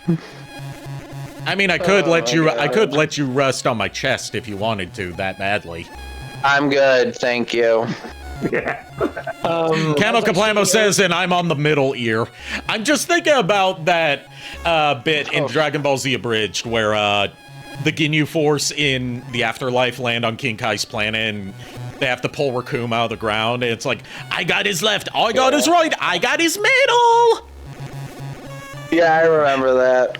Oh god. I was going to say, as I stated earlier, Riku, I am not, so I'll take the ears. Okay. Hey, Nico. What is up? I have a Gardevoir in Champions. I am proud of you. Thank you for freeing. It has struggled. Thank you for freeing me. Once I was the guardian of this labyrinth, but a terrible creature imprisoned me here. For your kindness, I will teach you a magical dance you can use to foil evil. Watch closely. Okay, watching. Oh my god, that is canonically how Shantae learned the dance. Yep, that's how she learned monkey. Monkey. You can review the dance moves on your sub-screen. Practice hard and never forget them. She proceeds to forget. She proceeds to forget them in each subsequent game. The only one she canonically remembers is monkey. But just realized. I just realized something. What? Just realized. Shantae can do the monkey with Johnny Bravo. Do the monkey with me. Ha ha. Yes. Plus, I was gonna say, go ahead, Furret. Go ahead. Sorry. I was gonna say, also technically on a technicality, she genuinely had an excuse in Pirate's Curse. Yeah. Well, I'm talking about, like, Pirate's Curse, yeah, but, like, canonically in Risky's Revenge, the reason that she doesn't have her transformations is that she forgot her transformations because she's been slacking on her belly dancing lessons. Yep. And then in, like, Half-Genie Hero and Seven Sirens, she just, the only one she even remembers how to transform into or remembers that she once was able to turn into is Monkey. Monkey. To be fair, Monkey is the... Go ahead. Sorry. To be fair, Monkey is the most popular. Because, like, look at it. It's adorable. Yeah, especially in later games. Yeah. I also feel like as well it's just like with like other characters like Samus or like a bunch of other heroes that are like that have sequels to games. They will either lose their power-ups or they just forget them over time because haha video games, but there are sometimes reasons. Yeah, there's a TV tropes term for that whole trope of the character loses or forgets all their items and equipment in the sequel. You want to know what they call it? And you will enjoy this as the resident DM and D&D expert. Sure. You know the bag of holding, obviously, right? Yeah. The TV tropes term for that entire thing, especially with Metroidvanias, is the bag of spilling. Yeah, although people in Metroid said Samus doesn't have her power-ups because, well, in one game they don't explain it, like in 2 it's just like, oh, I don't have any of my equipment with me, even though she didn't legitimately lose any of it. But then onwards it's like, oh, she took too much damage. Yeah, that started with the Prime series. Because Metroid Prime... The first Metroid Prime was the first one to show her losing her starting equipment by taking a serious hit. Yeah, because I was going to say it was also Super Metroid, but no, that wasn't the case. Super Metroid, she just started without them. Yeah, and then she fought Ridley and just got her ass beat, and then she's like, okay, I gotta go now. And Metroid Fusion also gives, its reason being, there's currently a sentient parasite possessing her suit with all of its equipment from Super Metroid. I started that on my Nintendo Switch Online, and I think I'm like 75% in, and I'm never gonna get to finish that game. Aww. But it's fine. I've seen one of my friends from high school finish the game, and I'm just like, yeah, that looks like a pain in the ass. That was one of the few Metroid games I ever owned as a kid. The other being the first Metroid Prime. Yeah. And it was the first Metroid game that I ever beat, and it was one that I would beat consistently because, like, people regard it as the hardest Metroid game, but it's also easy to some degree because it's a lot more linear. What makes it hard is just how much the damage scaling. Like, you take such heavy hits from everything.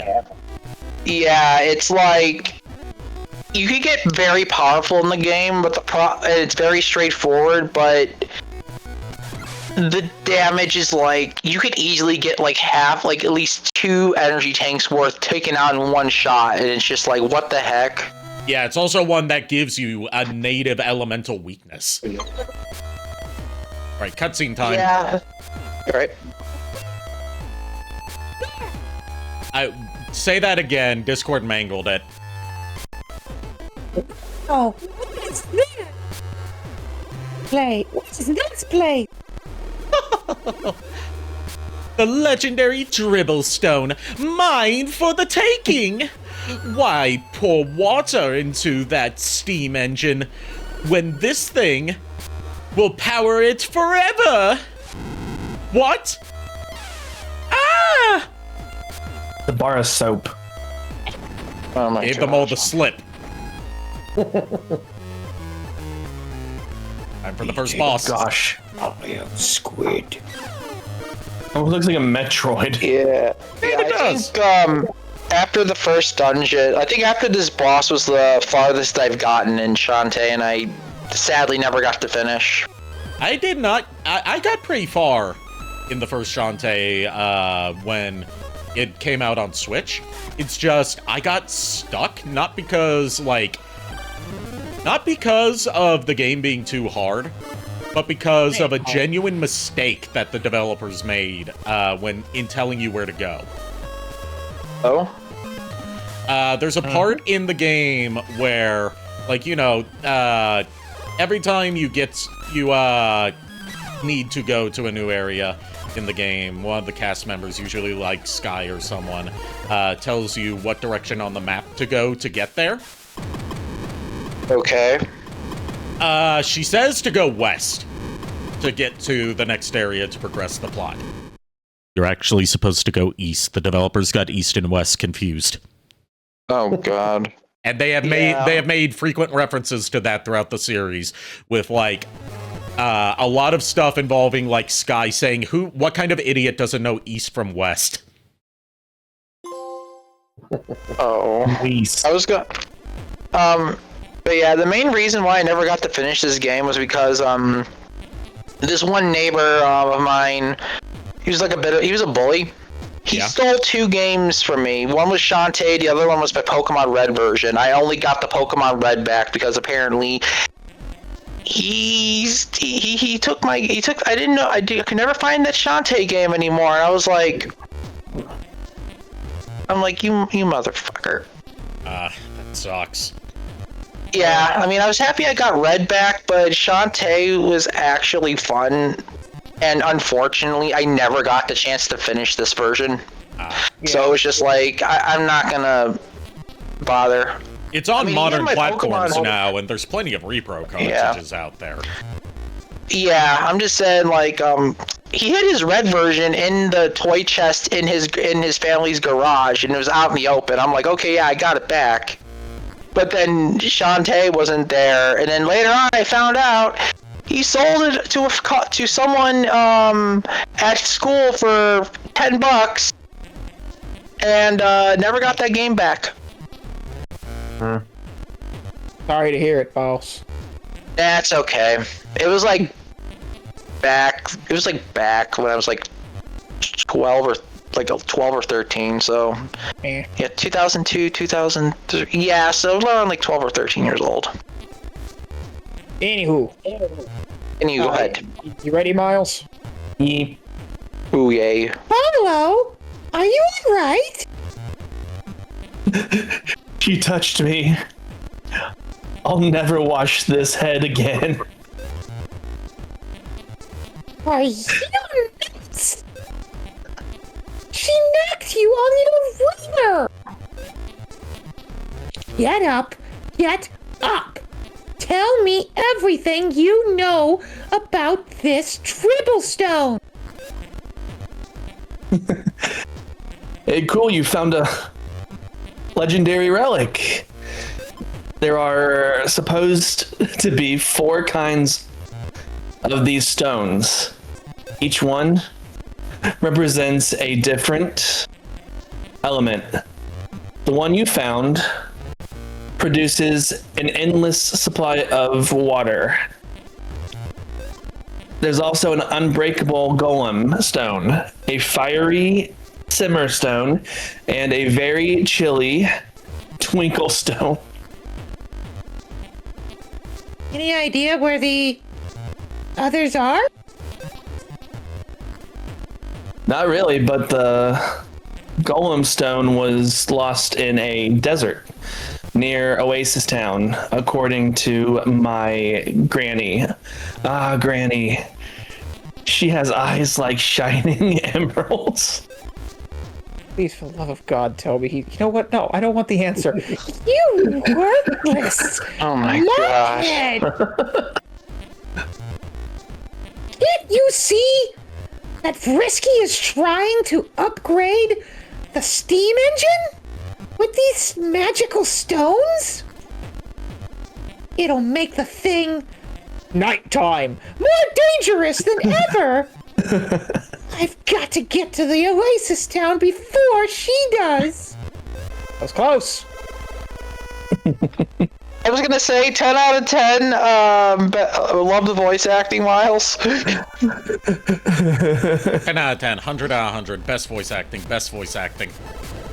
I don't know how to feel. We've been lovingly teasing Miles all night about it. I know. Not like saying you did a bad job, just more so teasing your nervousness about it. I love it. It's just mostly because, again, like how slow the dang text is. If it weren't like... Miles, the sad part is it fits Bolo. Does it really? Yes, it does. Bolo is Well, like... must have done it. Bolo is like permanently nervous around girls. Gotcha. So I'm unintentionally doing a good job. Actually Gotcha. nervous. So Miles, you before I forget, you said the Gardevoir struggled on Champions. What happened? It's just everyone in Champions, unfortunately, is running specific teams, and Yeah. Champions, like, they don't have a way to differentiate who's, like, supposed to be in what tier right now. Like, everyone's in Pokeball tier. So there's not a good ranking system, is what you're saying. Right now, there isn't, unfortunately. Everyone's in Pokeball rank, and they're, like, running, like, VGC top tier teams, and unfortunately, it's just not possible to accurately take out, like, to actually level. Yeah. Like, I'll level one way, and then, like, as soon as I get done with that one level, I'm kicked back down because people are running Pokemon home teams. Yeah, that makes sense. Especially the game came out like a day or two ago. Yeah, the problem I think that they made is they let you bring Pokemon over day one. Yeah, that's Yeah, gonna break the that balance of ruins it. anything. Yeah, that ruins the game. Yeah, that's just yikes. Yeah, because Lulu and I last night were watching Lost Pause, and there was a meme of a Gardevoir using Hyper Beam, and apparently they were laughing their ass off about it, and I was just like, yes, go forth, obliterate. My problem was that, like, they have, like, every Megastone in the game, which is awesome, but the problem is to get, like, Greninjite, Delphoxite, and the Chestnutite, you have to transfer them from ZA into Champions to lame. get them, and people are transferring them in because Greninja is, like, OP. I actually fought one earlier today, and it one-shot my whole team. Sounds about right. Yeah, and unfortunately, it just makes the game not fun. Yeah. I feel like that game is more fun if you have, like, actual friends to play instead of climbing the damn ladder. Well, you can, but, like, it's just... That's me with competitive multiplayer games.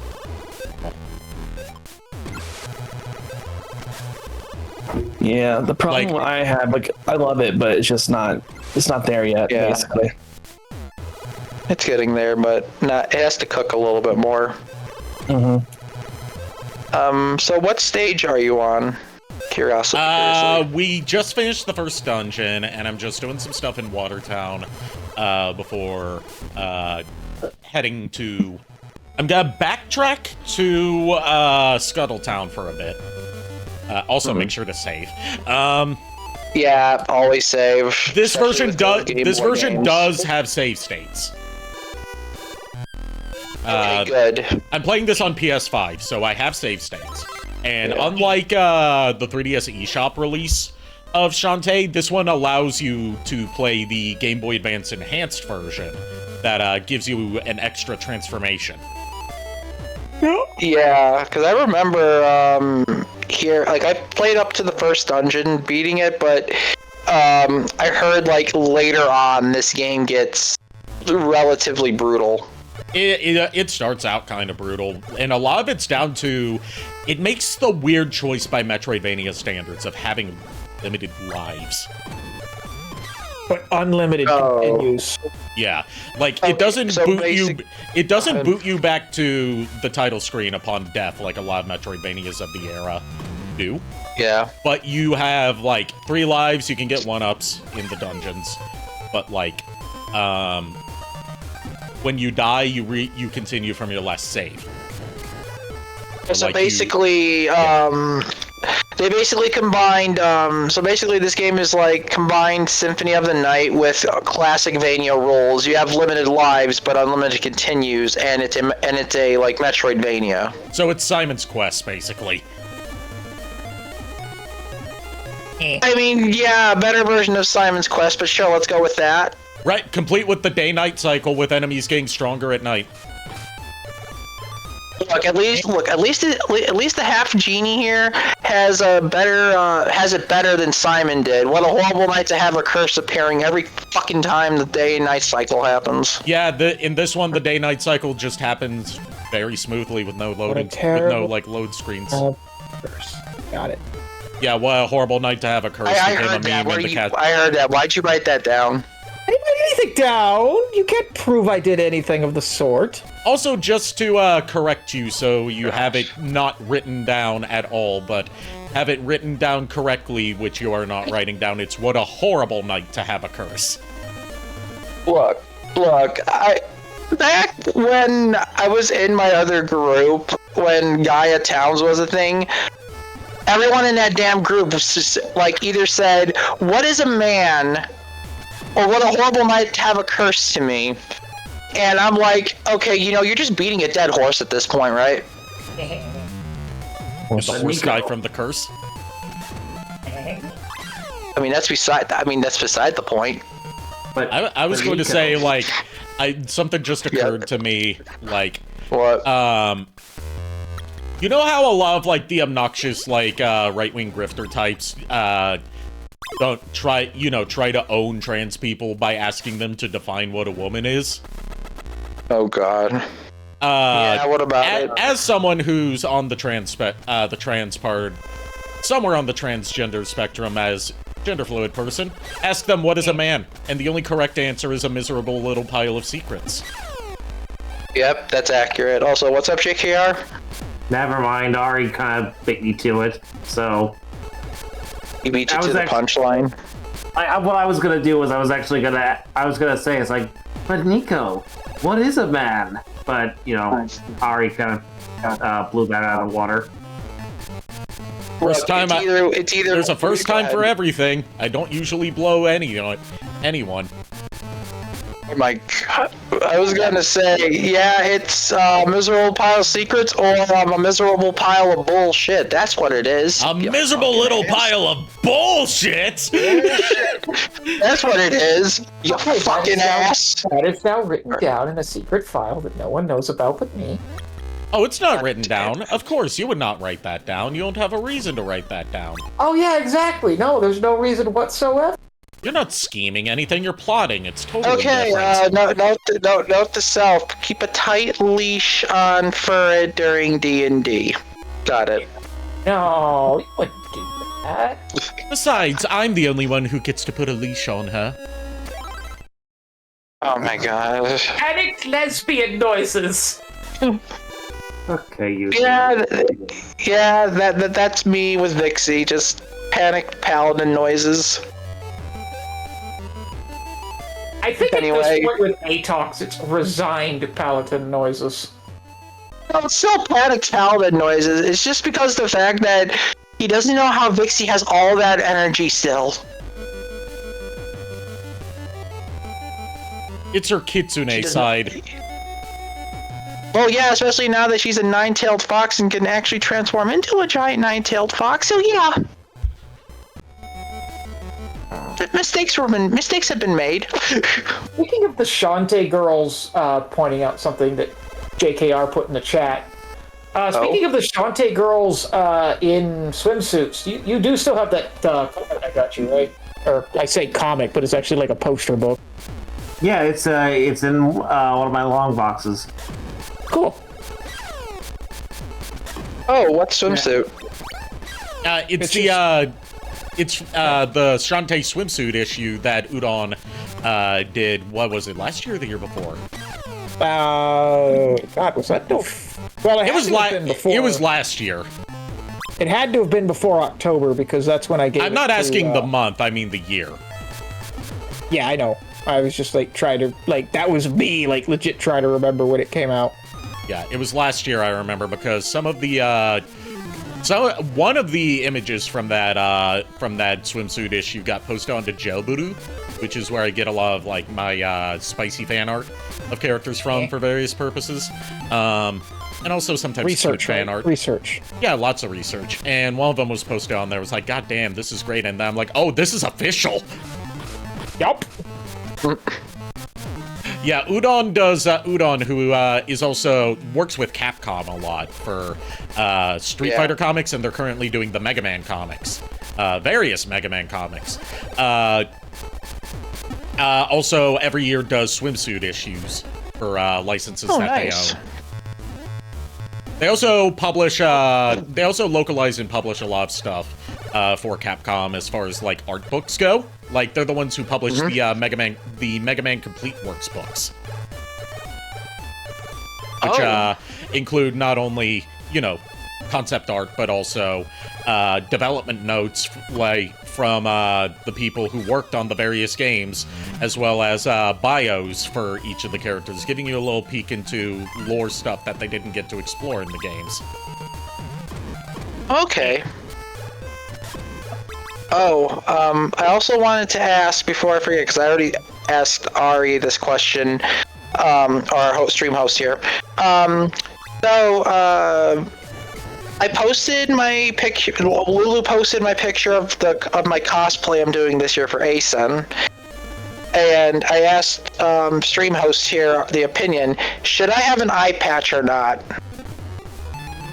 Personally, I would go with yes for the eye patch. Yeah, honestly, yeah. It would work. It would work great even with the. It would work great with the cosplay. God, English is not my first language. It also canonically works because in the games, even though he's cosplaying, you're cosplaying the Netflix design, right? Curse of Darkness. Curse of Darkness. Okay. I just mean in terms of what the costume itself is. Yeah, no, it's Curse of Darkness, Trevor. Okay. In Curse of Darkness, Trevor has lost an eye, or at least has a scar over his eye, and that was built on for his design in Judgment. One of the few good character designs in Judgment where they gave him an eye patch over that eye. Yeah, Dracula's final form, Claude, his eye causing him to go blind in that eye, and then left a nasty scar across his chest, which almost took out his heart. Ooh. So he wears those scars proudly, and people fear him as well as revere him as a legend, to being the first Belmont to actually survive against Dracula. And win. So, yeah, I'll have to get a decent looking eye patch. I'm gonna have to see if I can find one that's accurate to the Judgment look. I mean, the which is gonna Judgment be looks interesting. not... The Judgment one's not, like, a really specific design at the very least, so that should make it not too difficult, hopefully. Hopefully not, but It's just like a thing is, leather is eye like- patch. yeah, I mean, I have a multitude of those. I'll have to see how that works because I also still need to put the wig on with it and see how that works with it. I'm thinking about putting the eye patch on first, then the wig. Yeah, that would be Just so easier. it like, blends in. That would make it blend in. It'll also be more secure. Yeah. I also am thinking about probably taking it a step further and putting the scar across my left eye with makeup effect. Nice.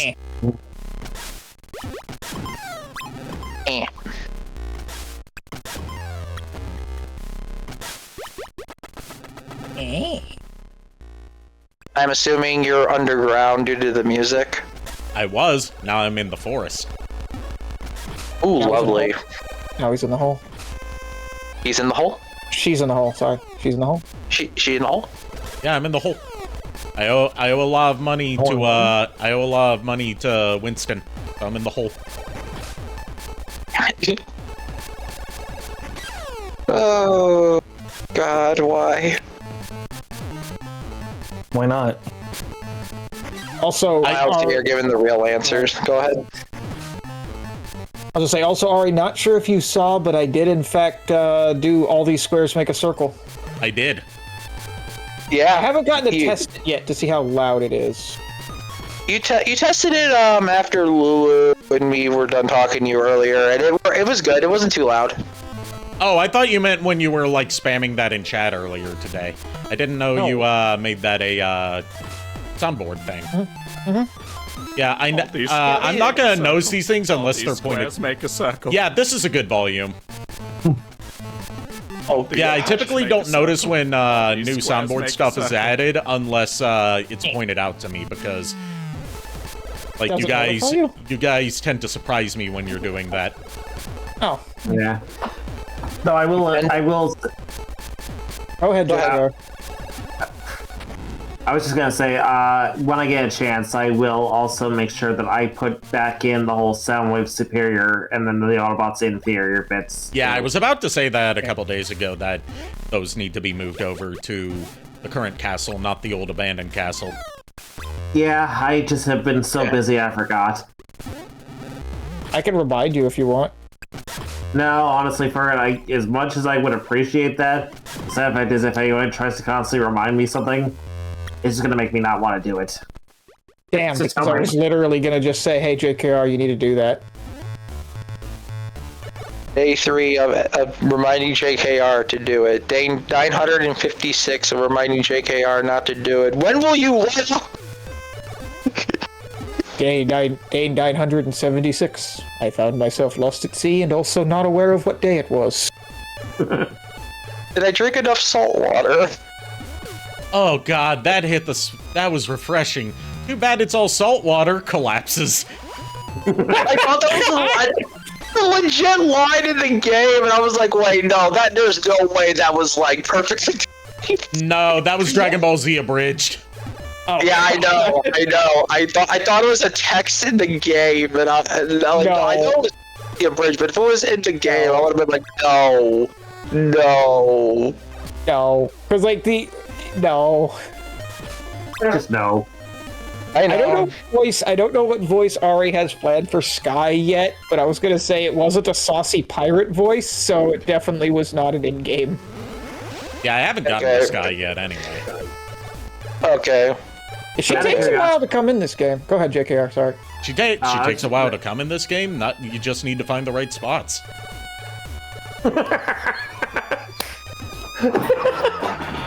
Damn it. Shantae X, Sky confirmed? I mean, Shantae X everyone basically in this game except for Bolo. Miles, I'm scared. I'm scared too already. Shantae's been shipped with just about everyone except for, typically the male characters. Yeah. I was gonna say, Shantae X Bolo was a pretty popular ship for a long time, too. Yeah, but later games, it got less so because, like, as the series is going on, she's been, like, the one character he's never had a, like, obvious attraction to.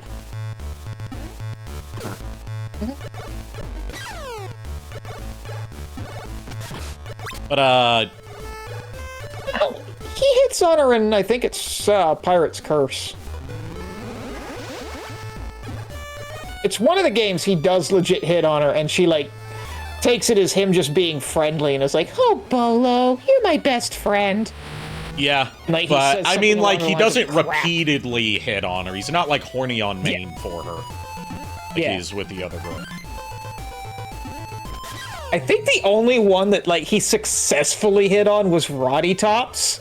Yeah, And her because response- she hits on him back, and he's not, like, flustered or anything. He's just more so confused. Yep. His Like danger sense goes off. she's just like, "Hey, there's snack cakes." He's just like, "Cakes," and then just the conversation moves on. Yep. Yeah, that's accurate response. Like I said, he's got that autism buff. It comes with the debuff of not knowing what to do, or not noticing when someone's hitting on you. That's too real. That is too real, my guy. It makes you naturally really good at rizzing people up, but it also makes it so you don't know when someone is trying to rizz you up. Oh, God. True. Oh god, so that Dubas Goobas Mario video,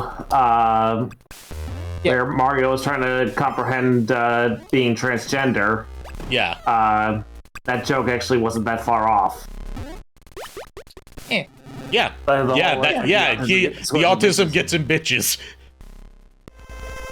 Yeah, I always thought that was just like, oh, come on, that's a low blow, you know it. No, that is a joke that autistic people make about each other.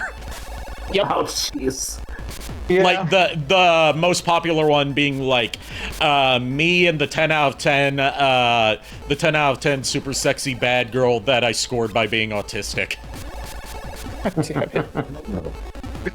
Oh my God.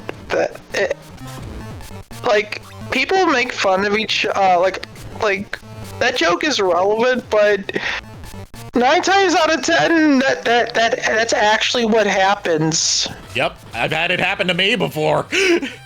I've had it happen to me Point too. out that the scene that was just happening on the, Oh, sorry. on the screen just now did not look right. What happened? To describe it in a way that there's no way to describe it in a way that doesn't sound dirty.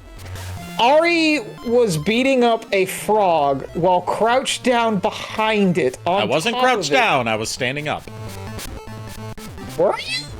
Yeah, Shantae was standing up. It was that their sprites were overlapping with each other. Oh, Either way, it did not look right. yeah.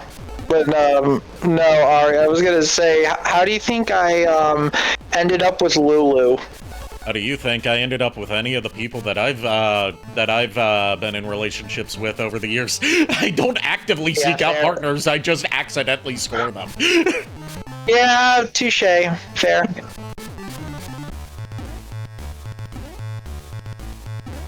To be fair, I can honestly relate in a small way, where if I wasn't 100% certain she was in her 20s, there was a Luna cosplayer last year at GalaxyCon that followed me around with, pun not really intended, a puppy. Aw. Yeah. Because I was dressed as Serpentius, and I was doing such a spot-on impression of Serpentius the entire convention that, like, after she saw me in Artist Alley, she was literally following me for, like, a good 2 hours of the convention. And, like, my autism was not able to pick up the fact that she was fucking flirting with me the whole goddamn time. God. The last convention I went to when I had my eyesight, it was one of the years I went to ASEN. I was cosplaying Leon Belmont, and Lulu was Sarah. Ari here should have the pictures of that. I When I probably went with don't my friend- anymore due to computer changing over, but I'm sure Lulu could send them again. Yeah. During the time, there was a girl. I forgot. There was like a 22-year-old girl or something saying that she liked my cosplay because Leon was one of her favorite Belmonts. And I met when she took a picture. My friend, we walked away, and my friend was like, "You do know she looks flustered, right?" I'm like, "I'm just giving them a picture of the cosplay. Why?" And they're like, "Just letting you know, my guy. I don't know what else to tell you." And I'm like, "Okay." Don't know why, but okay. But yeah, all that to say, autism gives you a natural charisma bonus, but it gives you minuses to perception. Yes. Bonuses to the slut stat, but minuses to the wisdom stat. We don't get passive perception. We get passive charisma. Because most of the time we're not trying. For a prime example, see the infamous Wizard almost scored with a celebrity story. Yep. Wait, which celebrity? Natalina Tina, who was famous for the Harry Potter and Game of Thrones. Hey. Yeah, she was Nymphadora Tonks in the Harry Potter movies. Yep, and he made a pipe cleaner art figure of her, and she was so impressed by it that she was literally flirting with him in front of everyone. Oh God. Asked him if he could, or if he did nude art in pipe cleaners, and he responded with, "He's done some on request." And she goes, or something along, she said something along the lines of, "Do you need a model?" Oh. That will forever remain one of my favorite memories, because I'm literally standing there in line going, "I'm not getting my autograph today, am I?" You probably could. Not now. Exactly. A couple years too late to that. Oh no, I got the autograph. It was just I don't The autograph have at what the cost? thing. I don't have the thing that she autographed anymore. That's not Was it? cool. It was a box set of the Harry Potter movies, and I don't have that anymore. I died right in front of the fucking entrance. Scuttletown. Oof. Big Oh oof. no. Big oof. How many lives do you However, have? let's take a moment to... Never mind. That was my last life, so I have to start all the way back at the forest. Oh no.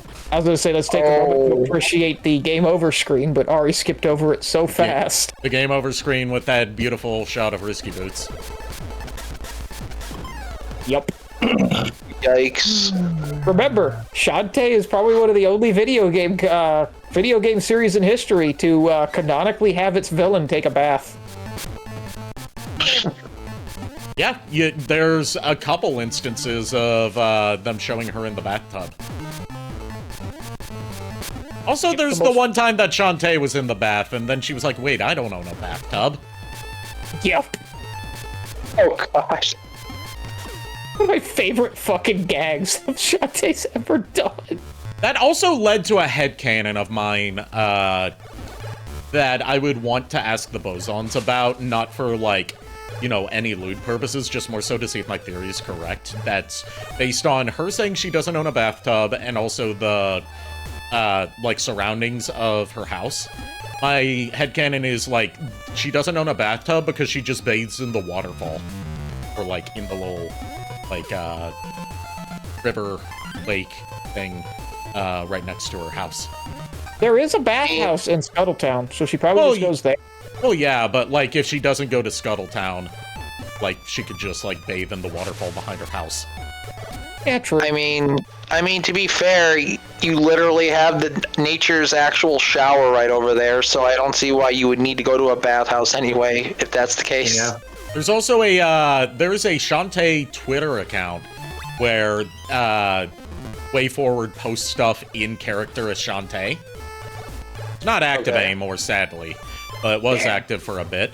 And, like, in one of them, she was like, okay, I just got done taking a bath, and my clothes are missing. I have tried covering myself with various sea creatures, and now I'm injured. Oh God! You know, the realism of what a seashell bra would actually be like. That shit would hurt. I mean, seashells tend to have some sharp edges. I mean, yeah, that's accurate. And you want to know what the punchline to the whole thread ended up being? What? Bolo buried her clothes in the ground near the pond that she was bathing in. Not as a prank, but because he just saw her clothes lying on the ground and thought that she had melted and decided to bury her clothes as like a memorial. Oh my god! Oh, you idiot! Like I said, he's got that autism buff. Oh, jeez. Good luck finding your clothes now, Shantae. Good luck. She found them eventually. That's how she figured out that they were buried. Look, I'm sorry. Like, I apologize to the autistic community for this because I am I myself am not autistic, so I'm like legit curious. Look, How JKR, you rip the Band-Aid off. Just rip the Band-Aid off. Okay, look, I am like legit curious. How the fuck does your mind go from oh, pile of clothes on the ground to oh my god, the girl wearing them melted. I better bury it as a memorial. One, Bolo's an idiot, and two, one of the things of autism is actually overthinking something simple and coming to the wrong conclusion as a result. I see. Yeah, a part of autism is a tendency to overthink simple situations. I was also going to say, I mean, it could be also a legit concern, especially since the fact that, one, how far away were the clothes to begin with, to come to that conclusion, even? Not very far away. Okay, then, alright. I was gonna say, like, if they were, like, a good distance away, then I kinda can justify his reasoning, but if they were not that far away, then he should have just, like, look at the waterfall. You can see she's alive. You can also see that she's naked. Well, I mean, that's on him. He came over there just to, see if Shantae was okay and didn't expect this, so... Yeah. But, like, the fact that it wasn't, like, pervy antics that it was building up to, it was like, Bolo, you idiot. Yeah. Like, I appreciate them for that. Yeah. And that's also more in line with how that situation would play out in a Shantae story. Yeah. But, another one was, like, her commenting on one of the bosses she had to fight. It was talking about, like, her first encounter with Squid Baron in Risky's Revenge. Take your time. Take your time. And she was like, I remember when I first, I remember this dungeon. I had to fight a tentacle monster like in one of Uncle Mimic's weird animes. God! Oh. I've seen enough anime to know where this is going. Thing is, she didn't. Good. I know nothing. Nothing. See, that's one of the things I love about what they've done with Shantae over the years. Whereas in this game, this Shantae canonically probably would abso-fucking-lutely know what a hentai is. Yeah. However, the Shantae in the later games would be so blissfully ignorant to them that it's borderline adorable that she's that way. Yeah, she's too pure for this sinful world. Yeah. Also, if I remember correctly, the The Shantae game for Game Boy had very good sprite work as well as. Oh yeah, very good for the sprite time. work and very good animations. Yeah, we've been commenting on that the whole playthrough. Yeah. Okay. Yeah, like realistically, I miss like very good sprite work like in games. Like it's a lost art form. Shantae, the Shantae series still has very fantastic sprite work to this day. It's just they've switched from pixel art sprite work to hand-drawn. Yeah. As with a lot of games that used pixel sprites at the time. Yeah. Probably the They, like, best, evolved. probably some of the best sprite work I've ever seen that's not pixel art. Blaze Blue. Yes. Blaze Blue definitely. Same with Guilty Gear. Well, Guilty Gear's not sprite work. Those are actually 3D models. Yeah, In the yeah, later but, games, I mean, from like Xrd onwards.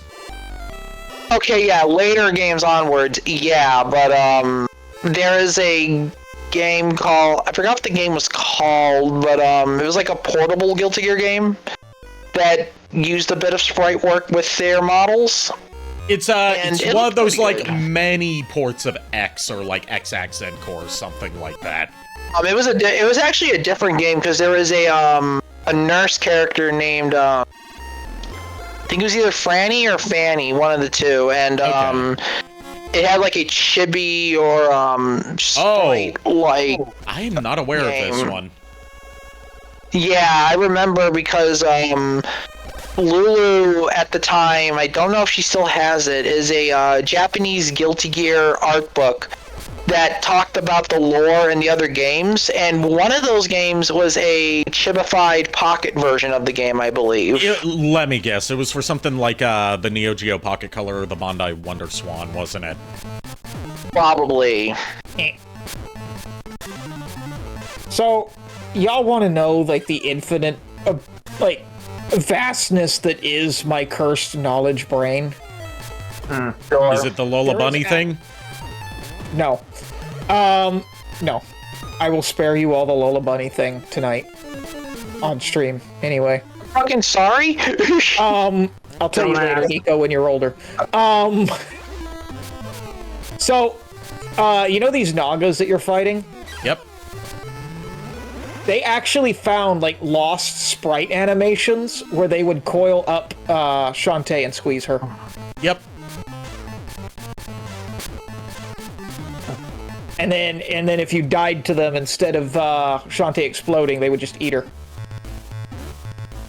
I mean, that is what Nagas do. What they do. Yep. That's what they do. They catch their lunch and then they eat it. It's also someone's fetish. I just know Yeah. it. Yep. It is a massive fetish. The Bosons have gone on record several times saying one of their greatest regrets with the Shantae games is that there aren't unique death animations. They wanted to make unique death animations for all the different ways she could die in game, but unfortunately, due to limitations involving the Game Boy Color, they couldn't. Yeah.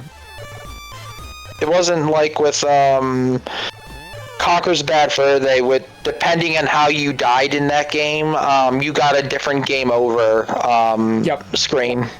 Yep.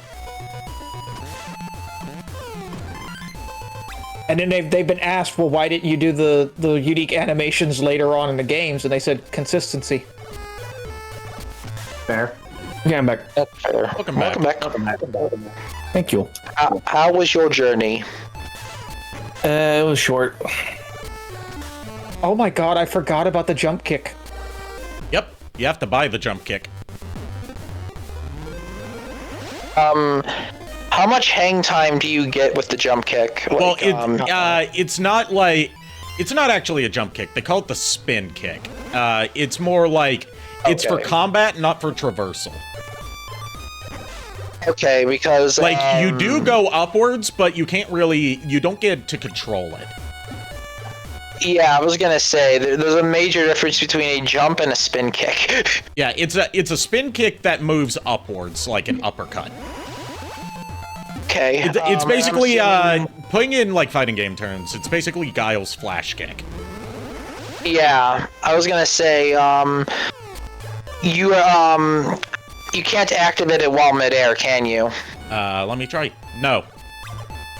Okay, I was gonna say that could easily be exploited if that was the case.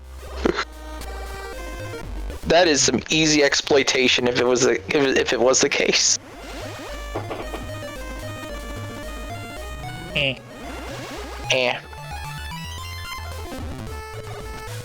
Also, one of the things that talk about things that would go on to be retconned in later games. Seven Sirens retcons a lot of how the half-genies work, with like Seven Sirens establishing that each half-genie has their own unique magic ability. And up until Seven Sirens, it was assumed that Shantae's unique ability was her hair whip. No, that is not it. It's the transformation dances. Earlier games say that, like, oh, just all genies and half-genies know transformation dances. Seven Sirens is like, no, each of them has their own unique magic thing, and Shantae's is dance. The hair whip is something she inherited from her father's side. Yep. JKR, you were about to say something a minute ago. Oh yeah, I'm getting a little tired, so I think I'm actually gonna hop off. I'm sorry, I'm just really It's okay. low on energy, and my legs You're are okay. so sore from the other day. So yeah, I'm gonna watch via my TV. Game. Hey, Look, Mom make on sure you take care of TV. yourself, my guy. Make sure you take care of yourself, my guy. Yeah, it's just I was doing some. Basically, you weren't here for when I said this, Nico, but I was doing some work in the backyard a couple days ago, so I was using muscles I don't usually use. So Yeah. that's why I'm in a bit of sore pain right now. It's going away, but it's slow. Yeah, I can relate. 2 days ago, I had like a bit of a 99.9 temperature and body aches and chills. So like all day, all night, Thursday I couldn't sleep, and then all day yesterday I was dead tired. So it was just like, yeah, no, I ain't doing anything. Yeah. Yeah. Anyway. Just as a little update on my health, for you to pass along to Lulu, Nico, unless, you know, she happens to see it right here. No need for you to hang on, JKR. I will allow you to say your goodbye first before I continue this. Yeah. Yeah, have a good night, guys.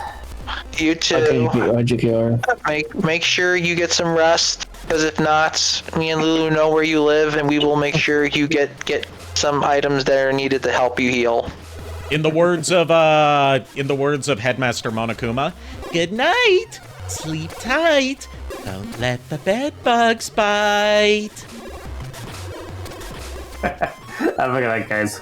Yeah, we're In the gonna. words of me, Nerdy Furret, we give you permission to fuck off. God. But I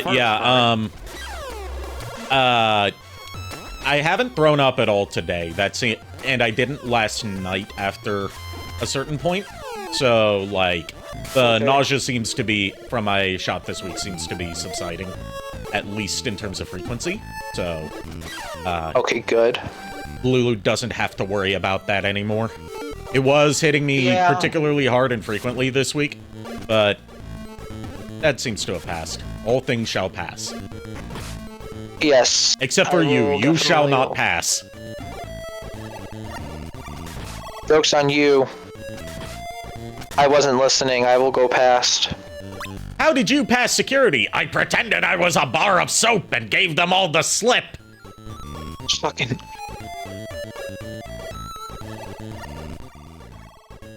You know, as much as people shit on the 4Kids dub of Sonic X, rightfully so, in a lot of degrees, that was probably a better line than whatever its equivalent in the Japanese version was. Yeah.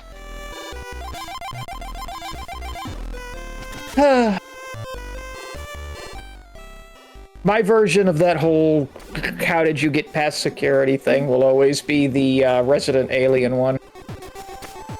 How did you get past security? The defenses are impenetrable. The front door was unlocked. Son of a bitch! Oh God.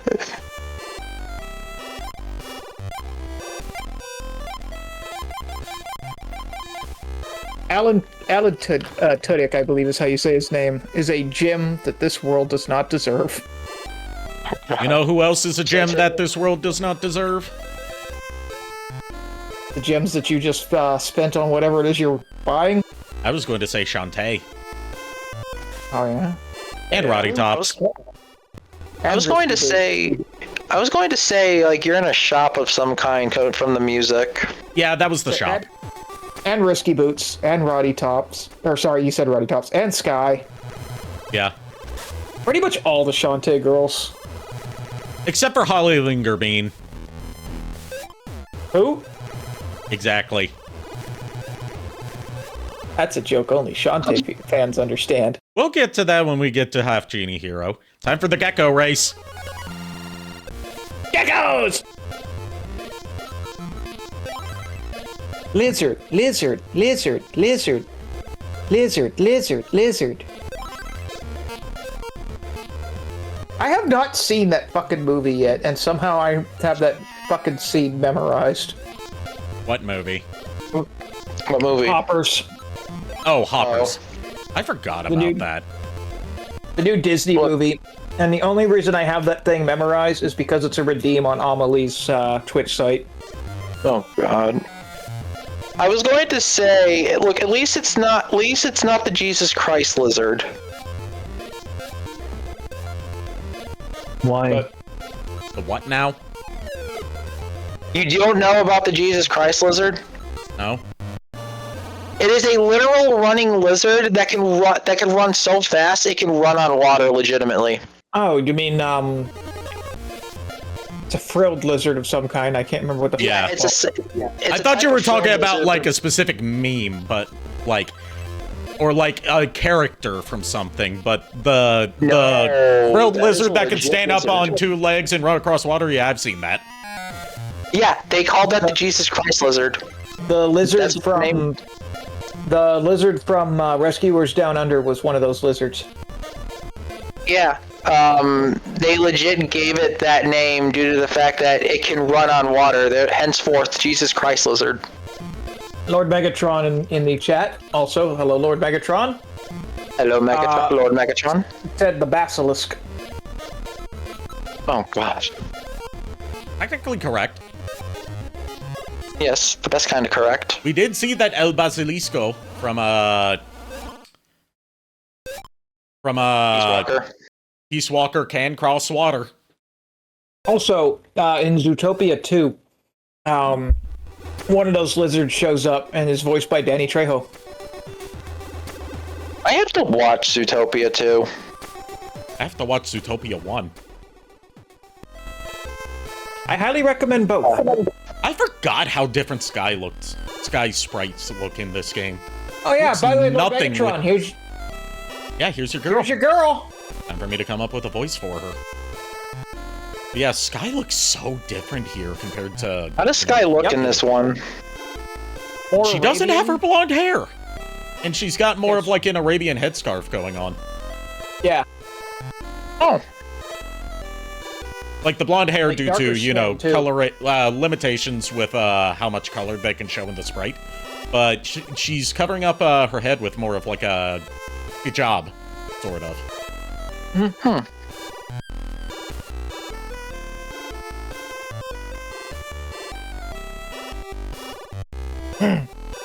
What are you doing?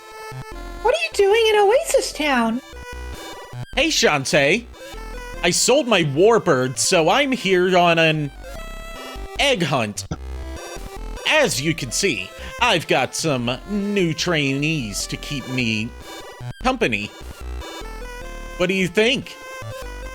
So if you want a little bit of like some like idea of what she would, this is just me, what she would sound like in the current games, she's voiced by the same voice actress as Rouge. Oh, so she would sound like shit. Got it. Wow. Okay. Great, but I don't see Wrench around. You didn't sell him, did you? Of course not. I'd never part with him. Shantae, honey, what are you doing with your hand? Would I, Wrench? Also, I- Wrench is I'm- tiny in this game. Yeah, I'm voicing Wrench here, and I know exactly what I'm gonna do, and JKR is going to appreciate it. Oh. Ah! God damn it. Watch the Transformers Call the Future VODs, you'll get it. So, how's the genie business? Are you still playing Watchdog for that dinky fishing hole? Scuttletown's no fishing or no hole. Besides, right now it's turning up more action than more action than any place. Which reminds me, I'm searching for something called the Golem Stone. Ever hear of it? Nope. But there's a place called the Golem Mine a few miles into the desert. Could be some connection. I'd show you where exactly, but I need to tend these eggs. Would you like me to send Wrench to scout for you? It's a logistical anomaly. Or what's the word for words? Linguistical, like, anomaly. She should have said tend to these eggs. Linguistical error, that's the word I'm looking for. Would you? That'd be perfect. Find the mine, Wrench. Go. Immediately crashes into the window. Just head for the desert and keep your eyes open for Wrench. In the meantime, I'll ask around with my messenger birds. Deal? Deal. Thanks, Guy. Bye. I think Sky is, like, the only character she's not an absolute sass queen. Yeah? Probably because she knows Sky would turn it right back on her. Damn.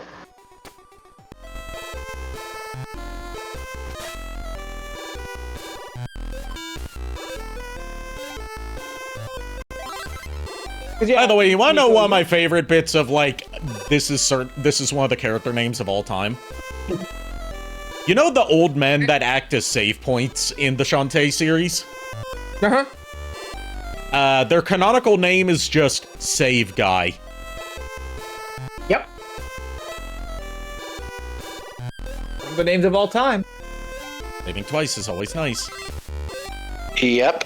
But what I was gonna say, Nico, in case you, like, were, like, late to this conversation, which I think you were, we all I was agreed that, definitely like, late.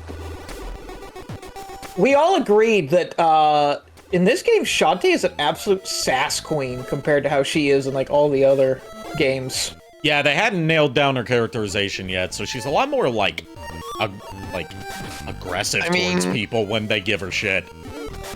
I mean, to be fair, this was her first game, and usually with a lot of first games, there really isn't much of a characterization, like, cemented yet for a lot of characters. Yeah. So at the time, there was, like, a lot of wiggle room. No pun intended. The Bosons have gone on record saying that one of the reasons she is a sass queen in this is they intended for it to be, you know, how she is in the other games, where she's, like, adorably, like, oblivious. But they weren't really sure how to convey that yet. Like, they hadn't worked out how to convey that in the game yet, so they just made her sassy.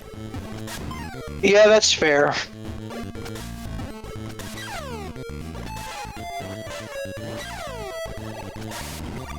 Also, I have an absolutely cursed fan canon for someone to play Shantae in a live-action Shantae movie. Oh, God. Willow Smith. Ari, I love you as one of my best friends. I know where this pun is going. Don't you fucking dare. Yeah, would you like to know why I would like the daughter of William Will Smith to play Shantae? You know what? Choose violence. Choose all the violence. She had a chart-topping song back in the late 2010s. It went as follows: I whip my hair back and forth, I whip my hair back and forth, I whip my hair back and forth, I whip my hair back and forth. Oh my god. And there goes the Furret. Hi, welcome back. Why must you choose violence? Because why not? Because it's Ari. Because violence is not the answer. Violence is the question, and the answer is yes. That was JKR. Thank you, JKR. Thank you. I was going to say, go ahead. Also, Nico is now the devil on your shoulder. Yep. God dang it. I was going to say, in the back of my head, you guys talking about like the save guy or whatever, I kind of having a mental image of the save guy and the old librarian man having a conversation for some The save guy and master librarian. What can I do for you? Thank you. Pretty much. Anywho. Anyway, go ahead. If they were to ever do a live-action Shantae movie, my fan casting is Charitha. How the fuck do you say this name? Caritha Chandran, the girl that plays Vivi in the live-action One Piece. I knew you were going to say that, and in a like serious casting, I agree with that. Yeah, because she can do the goddamn belly dance. Yeah, I'm thinking from like, you know, my shitlord, like meme poisoned perspective, where I'm like, what would be the worst casting possible just for the sake of a joke? Where like I've done the same with like, if Ret-2-go ever shows up in the live action Transformers movies, he needs to be voiced by Danny DeVito. God damn it. Because he's the trash man. He throws trash all over the ring. Then he starts eating garbage. Wait, wasn't the dude in Last Night, voiced by Steve Buscemi, supposed to be Ret-2-go? No, that character's name is Day Trader. Huh. For some reason, I cared so little about that movie. I thought it was Ret-2-go. Nope, that's Day Trader. He was made up just for that movie, and he appears in one scene and is never mentioned again. Wow. Just like a lot of fucking stuff in The Last Night. Shows up in one scene, never mentioned again. God damn it. Do you know what my greatest fucking hatred for that movie is? Besides the fact that it exists. Besides the fact that it exists. Literally everything to do with the Suicide Squad style team that they had of Decepticons. And then they just all die in one fight. I was like, they all die like immediately within like 5 minutes after being introduced. I was like, they even get like a Suicide Squad style intro with like the name cards and everything. Like, that would be a funny joke if it were meant to be a joke. I don't think it was. Yeah, no. That whole scene pissed me the fuck off because I was like, God damn it, these guys are badasses. No, they are not.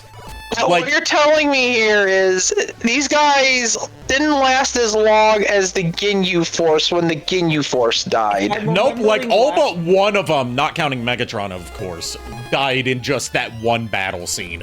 The only one that survived longer than that, I believe, was Nitro Zeus. Yep, and then he turned around and got killed like 10 minutes after that. Yeah. But, like, if I'm remembering the movie correctly, and I'm probably not, and I will not go back I will not blame you for not remembering correctly, because it's so incoherently told that it's hard to remember specifics of the plot. And take your time, Nico. I think most of them were killed by Bumblebee. Probably. And it was within, like, the span of, like, 5 seconds. Wrench, there you are!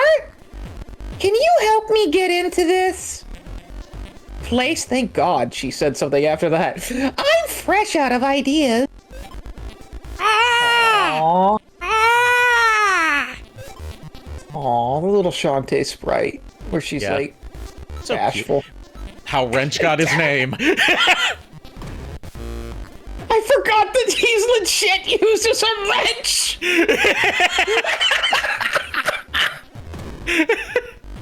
Because I remember seeing that happen in Risky Revolution, and I was like, oh god damn. Yeah, that originates in this game. It's literally a fucking wrench.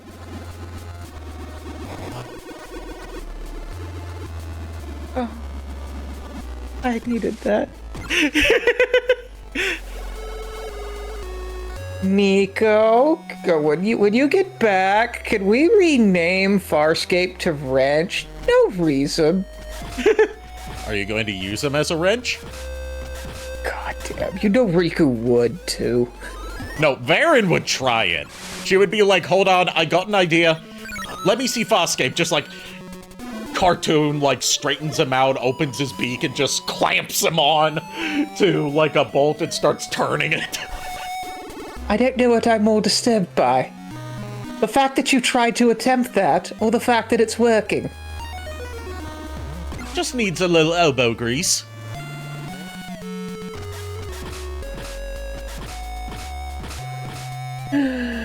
Oh, but yeah, Lord Megatron, if you're still with us in the chat, was it Bumblebee that took out most of the whatever the fuck they were called? I don't think they had a specific name. They were just that movie's Decepticons. Lord Megatron is stepping in and vetoing the entire, using Farscape as a wrench thing right now. With a wrench, specifically this wrench. But yeah, why must you choose violence? Yeah, I don't remember, I'll have to check. Good, it'll give you a reason to rewatch The Last Night for the first time in however many years it's been since you've tortured yourself like that. Ah, The Last Night. The Transformers movie that could not consistently figure out which plot it wanted. So it decided to do all of them. Hey, remember us mentioning Ultron? Yeah, forget about that for a minute, because the main villain is the Quintessence. Haha, no, we were lying. You mean It's Unicron, Megatron. not Ultron. Yeah, Unicron. Haha, no, wait, we were kidding. And you know what? We were kidding. That's the second movie in a row that did that, because, like, Age of Extinction, one of the reasons I refuse to go back and watch it is because it ends, and then it keeps going for, like, another 45 minutes. It's like, oh, Galvatron is kind of thwarted for now, he flees. Anyway, we still have Lockdown to deal with. Yeah. Remember him, how he just fucked off from this movie for, like, the past hour? He's still around. Yeah. Let's go finish him off. I'm like, do we have to? As much as I liked legit liked Age of Extinction, I forgot Lockdown was in it. Yeah, he's technically the main villain. Galvatron could be cut from that entire movie because, like, the movie comes to a halt and does the whole, like, Galvatron and KSI story, just abandoning everything with Lockdown until all that's resolved. And then it's like, oh yeah, Lockdown the creators, that whole thing. But yeah, like, that was, like, legit the plot of Last Night, is they couldn't figure out which fucking villain they wanted to use, so they used all of them. Like, I think they, like, mention Unicron at the very beginning, and they're like, oh, wait, no, we're not gonna focus on him, though. Yeah, they sequel hooked him instead for a sequel that didn't get made. Yep, like, the whole, like, Earth is Unicron thing, which was just taken from Transformers Prime, but done way more ineptly. Also, we have a Lulu. We have a Lulu. Hello, Lulu. Hello? What? How is the Lulu? Lulu is fine despite the situation that happened. Yes, the situation. Yes. Yeah. Situation. Well, Well, you don't want anything to be mentioned on your channel about personal stuff or anything, so I just said the situation. No. I'm just making a joke. We did, in fact, okay. mention that y'all's are having internet issues. Yeah, we didn't go into Okay, too well, much yeah. detail about it, but I felt like, that wouldn't be too personally identifying. The only thing I've said Okay. about it as far as like social media stuff goes is you can thank Comcast. Yeah, Comcast is an asshole. That's all I say. There's a reason that they're consistently one of the lowest rated companies in the world in terms of Yeah, like consumer satisfaction. Yeah, I looked it up too, and we're not the only ones, people who think so too. Yeah, the one of the only times that they didn't win lowest rated company of the year was like the 2 years in a row that EA won. And then like every year afterward and every year before it was Comcast. To make a quick comment on JKR in the chat, you don't have to watch that movie again. Just that scene to verify whether or not it was Bumblebee that killed everyone or not. Also, what's this guy called again? Shantae. Oh, I remember this. Better known as Furret's favorite dungeon crawler. This Is isn't she a your dungeon crawler. waifu?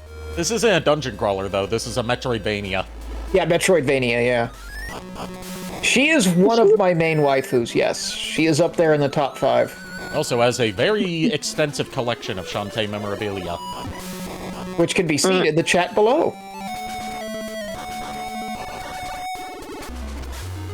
And I can, show it on screen. Yeah, you can show it on screen again, I guess. Oh, I see it. Yep. I don't remember how I never this. played the game, but I don't remember how the progression in this dungeon works. I know it involves the color changing stuff. Yeah. You can't go I never over played the the lava unless you're blue, I think. I never played the game, but I know the character and stuff. At least the main character girl. Yeah, Shantae. Eh. Shantae, the main character of the video game, Shantae. Yeah. Does it have anything to do with the little blue guy below? Sorry. Oh, sorry. I didn't mean to interrupt. No, you're fine. We were trying to figure out a puzzle. But yeah, this she's one of my top 5 waifus, and yet oddly enough, as far as the games go, I like Roddy Tops more. Yeah. I love yeah, Shantae. She's iconic. I am a word I cannot say on Twitch for Roddy Tops. Yeah, Peter, I love it when you do the eh. It's hilarious. Thank you. You know what they say, especially in Angry Beavers. I know. I grew up with that. With Nickelodeon. Yeah, that was my first. Like that was one of my Cartoon first Network. Nickelodeon shows. Yeah. Like my big Nickelodeon shows throughout my formative years of my childhood were Angry Beavers, Hey Arnold, Rugrats. Oh my god. I actually kind of have a voice for this gecko guy, but no, it's kind of too late. Cat Dog. Cat Dog was a big one. Oh yeah. Oddly enough, I never got as big into Cat Dog as I did like Angry Beavers and Invader Zim, and Hey Arnold. I did. I love Invader Zim. I was into it, but I didn't get to watch it much because, like, when it came on TV, I was usually at my dad's, and my dad was not the type to let me watch like Friday night or Saturday night cartoons because he would always have us like going out somewhere to eat or like something like that. Me. All right. As for me, I did watch Cat Dog, Hey Arnold, Angry Beavers, Rocko's Modern Life. Rocko's Modern Life, that was another one. And then there was also, I used to watch Ren and Stimpy, but I don't like that show anymore. There's also, I'm trying, hold on, and then Johnny Bro. Oh no, that's for That's Cartoon Network. Yeah, well, that's Johnny Bravo, but yeah. But yeah, for Nickelodeon, Rugrats. I'm trying to remember what other Nick Doug? shows there. Yeah, Doug. And you said Fairly Odd Parents, right? Danny Phantom? yeah. Oh yeah, those I did watch. Very Odd Parents, Danny Phantom. Kind of watched the dog one, kind of. I feel like I know what you're talking about. Oh, there's also Our Real Monsters. Yes. Yeah, I watched that too. Wild Thornberries. That's what I had. Yeah. That's what I had Charlie Adler sign when I met him last year at TFCon. Was All Real Monsters.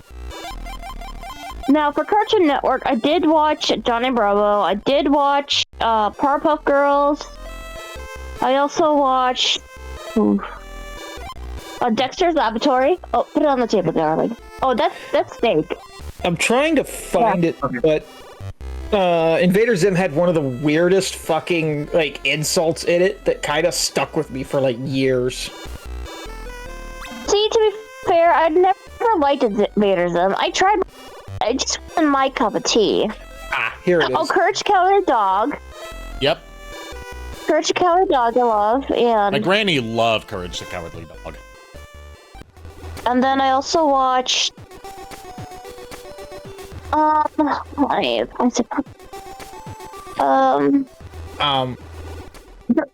Dexter's Laboratory. I already said that one. I know there was a bunch more. I'm trying to remember what else I watched. Oh, Foster's Home. Foster's Home for Imaginary Friends. That was one I was really big into. Cheese is my spirit. Whatever the hell you would call him. Not animal, but... Your spirit. I was reading what Lord Megatron said in the chat. He said, okay, so Nitro, Zeus, and Mohawk were killed by Bumblebee. Onslaught was killed by Drift. Dreadbot was devoured by Grimlock, and Barricade just stopped participating in the film near the end. Oh, yeah, that's right. Barricade didn't die because he just fucked off from the movie. Which he also did in the first movie. Yeah, as he tends to do, he just fucks off from the movie. To be fair, though, in the first movie, they did actually film a death scene for Barricade. But yeah, they just didn't put it in the movie. Well, they cut it because at the time there was a problem with police violence. As there always is in America, unfortunately. Yeah, and they didn't want to show a police car being destroyed on camera. So they opted to, like, cut his scene out. But I found the Invader Zim quote that I was looking for.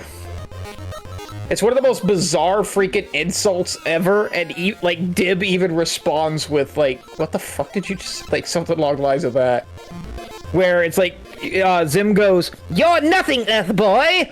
Go home and shave your giant head of smell with your bad self." And Dib goes, "Okay, there are all kinds of things wrong with what you just said." That for the longest time lived rent-free in my head, because it's one of the most "what the fuck did he just say" quotes ever.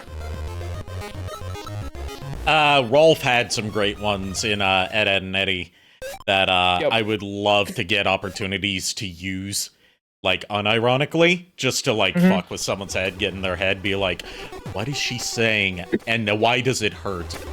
There's, confess to your crimes, stale and piece of white bread! And they were okay and everything, but I didn't really too much like it that too much. I still watch it time to time, but There's also,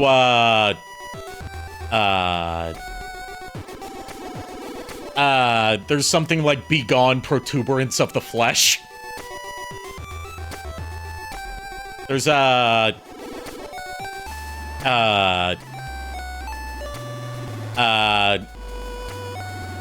like your eggplants are rotten and your cucumbers are soft. Or something like that. No, it's your garden is overgrown and your cucumbers are soft. Which, Rolf's voice actor, Peter Kalamis, said is his favorite Rolf line. Yep. Because, like, Rolf comes up with these insults where you don't know what they mean, but you know that you take them personally. Nope. Like, Eddie's voice actor was also on that panel, because it was an Ed and Eddie reunion. The Ed Union, as they call it. And he said, it's like, Rolf's insults are like, your mother bakes cookies and they're subpar. He's not wrong.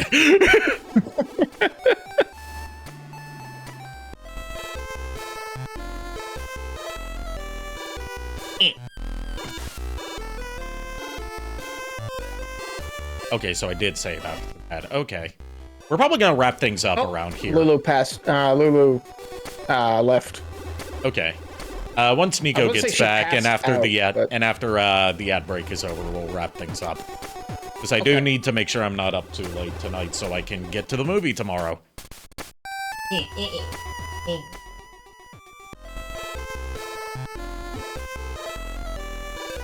That was me giving the whole spiel about you'll enjoy it. Just don't listen to the critics. Yeah. Like I said, if you're a Nintendo fan, you'll definitely enjoy it. Yeah.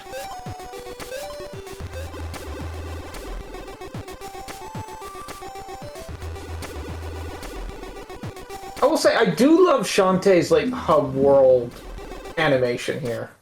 Yeah. You never really get to see her from a behind-the-back perspective in the other games. Nope. Really shows, like, the care that they put into making this game. Yeah. Like, if they were to ever do, like, a full-on remake of this game to, like, put it in the... Actually, there is talk that they might do that. Yeah. They have announced that there is going to be another Shantae game. They just haven't said what it's going to be yet.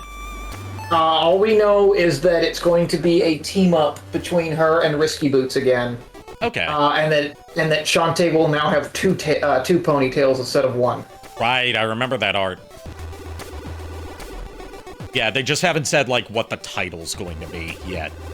Yeah, we're supposed to find out sometime this year, and it's supposed to release, I think, next year? Yeah, that lines up with, how long it takes, WayForward to typically develop Shantae games. And they have said that because Risky Revolution was so popular and sold so well, that they do want to, in fact, work on a remake of this game. To, like, actually bring it into the canon. Nice.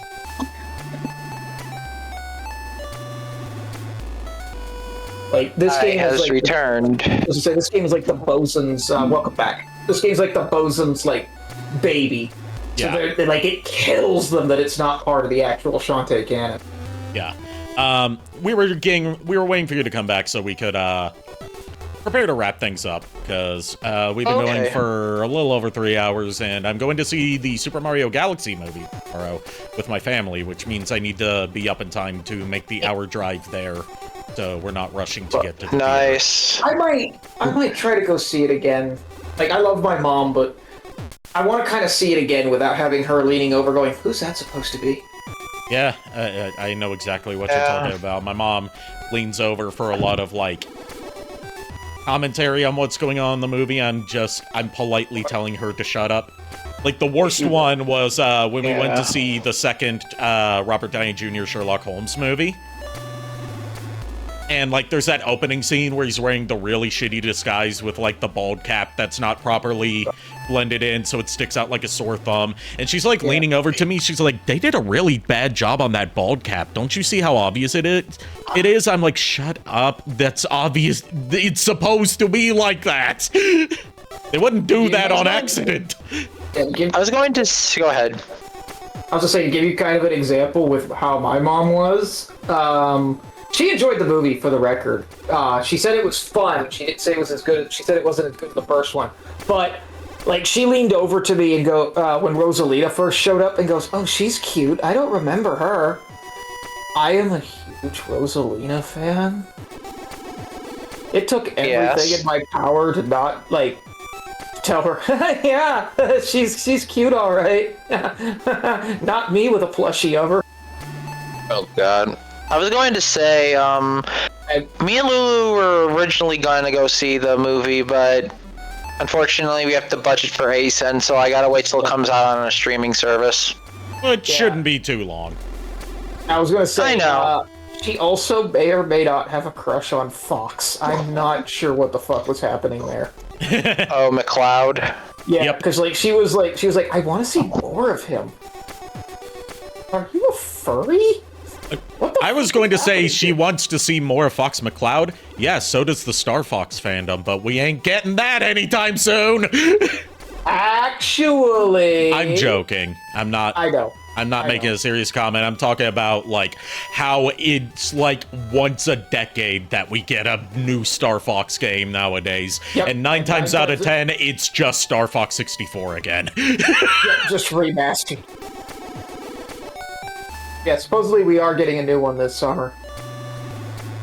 We just know nothing about it. Anywho. All right. That's going to do it for tonight. I'm going to leave the music playing in the background. So, this game has a great soundtrack. That's one of the things I actually have to criticize Seven Sirens about. They didn't bring back this composer, Jake Kaufman. So, the music sounds noticeably different and not very Shantae-esque. There's a lot of things about Seven Sirens that could be said. Yeah, but I'll save those for when we get to Seven Sirens. Also, because I haven't played it since the Definitive Edition update came out. So I was playing it at launch, and a lot of things have changed since then. I need to play the Definitive Edition. I need to beat that game. Yeah, I need to beat that game too, but I might as well start from the beginning now that the Definitive Edition's out, which was just a free update. It was just a patch. Lord Megatron, go to the corner of shame. What happened? You said you'd like to see more of Wonder Woman, so would I, but that's about as small as her costume gets. Wow. The thing is, I think I know what you're quoting, and I can't remember what it is. I was going to say it depends on which Wonder Woman you're talking about. If it's Gal Gadot, fuck no. If it's Linda Carter in her prime, hell yeah. I was going to say, Furret, there's always Shantae September. Shantember, yeah. Yep. Anywho, let's see who we're going to raid tonight. Unless someone redeems a guide the raid, I'll just be going through either my follow list, or I will be looking at the Eldenwood team. friends are even online. If you you have to redeem the guide the raid redeem for it to count. Right. I'm just legit curious if any of mine are even on. I don't think they would be on this raid. They're all old people. You know what? To repay the raid that we got during the last Metal Gear stream, we are going to raid Koya Okumu, who is playing Mario Party 2 with friends. Oh God! I'm scared to know what board. It is a beach one, or pirate ship one, or something like that. Oh, Pirate Land! Oh no. Yeah, they're playing Pirate Land. I mean, fitting since we were playing Shantae. Yep. All right. Thank you, everyone, for tuning in. Thank you to my co-host for co-hosting. I just remembered that Koya Okumu likes to be called Nightmare. So, go give Nightmare my warmest greetings. The raid message is going to be Ret-2-go. And, I'll see you guys tomorrow night with, whatever we end up doing tomorrow night. Until then, unpleasant dreams. Please allow us to fuck off. Have a good night, everybody. Good night, everybody.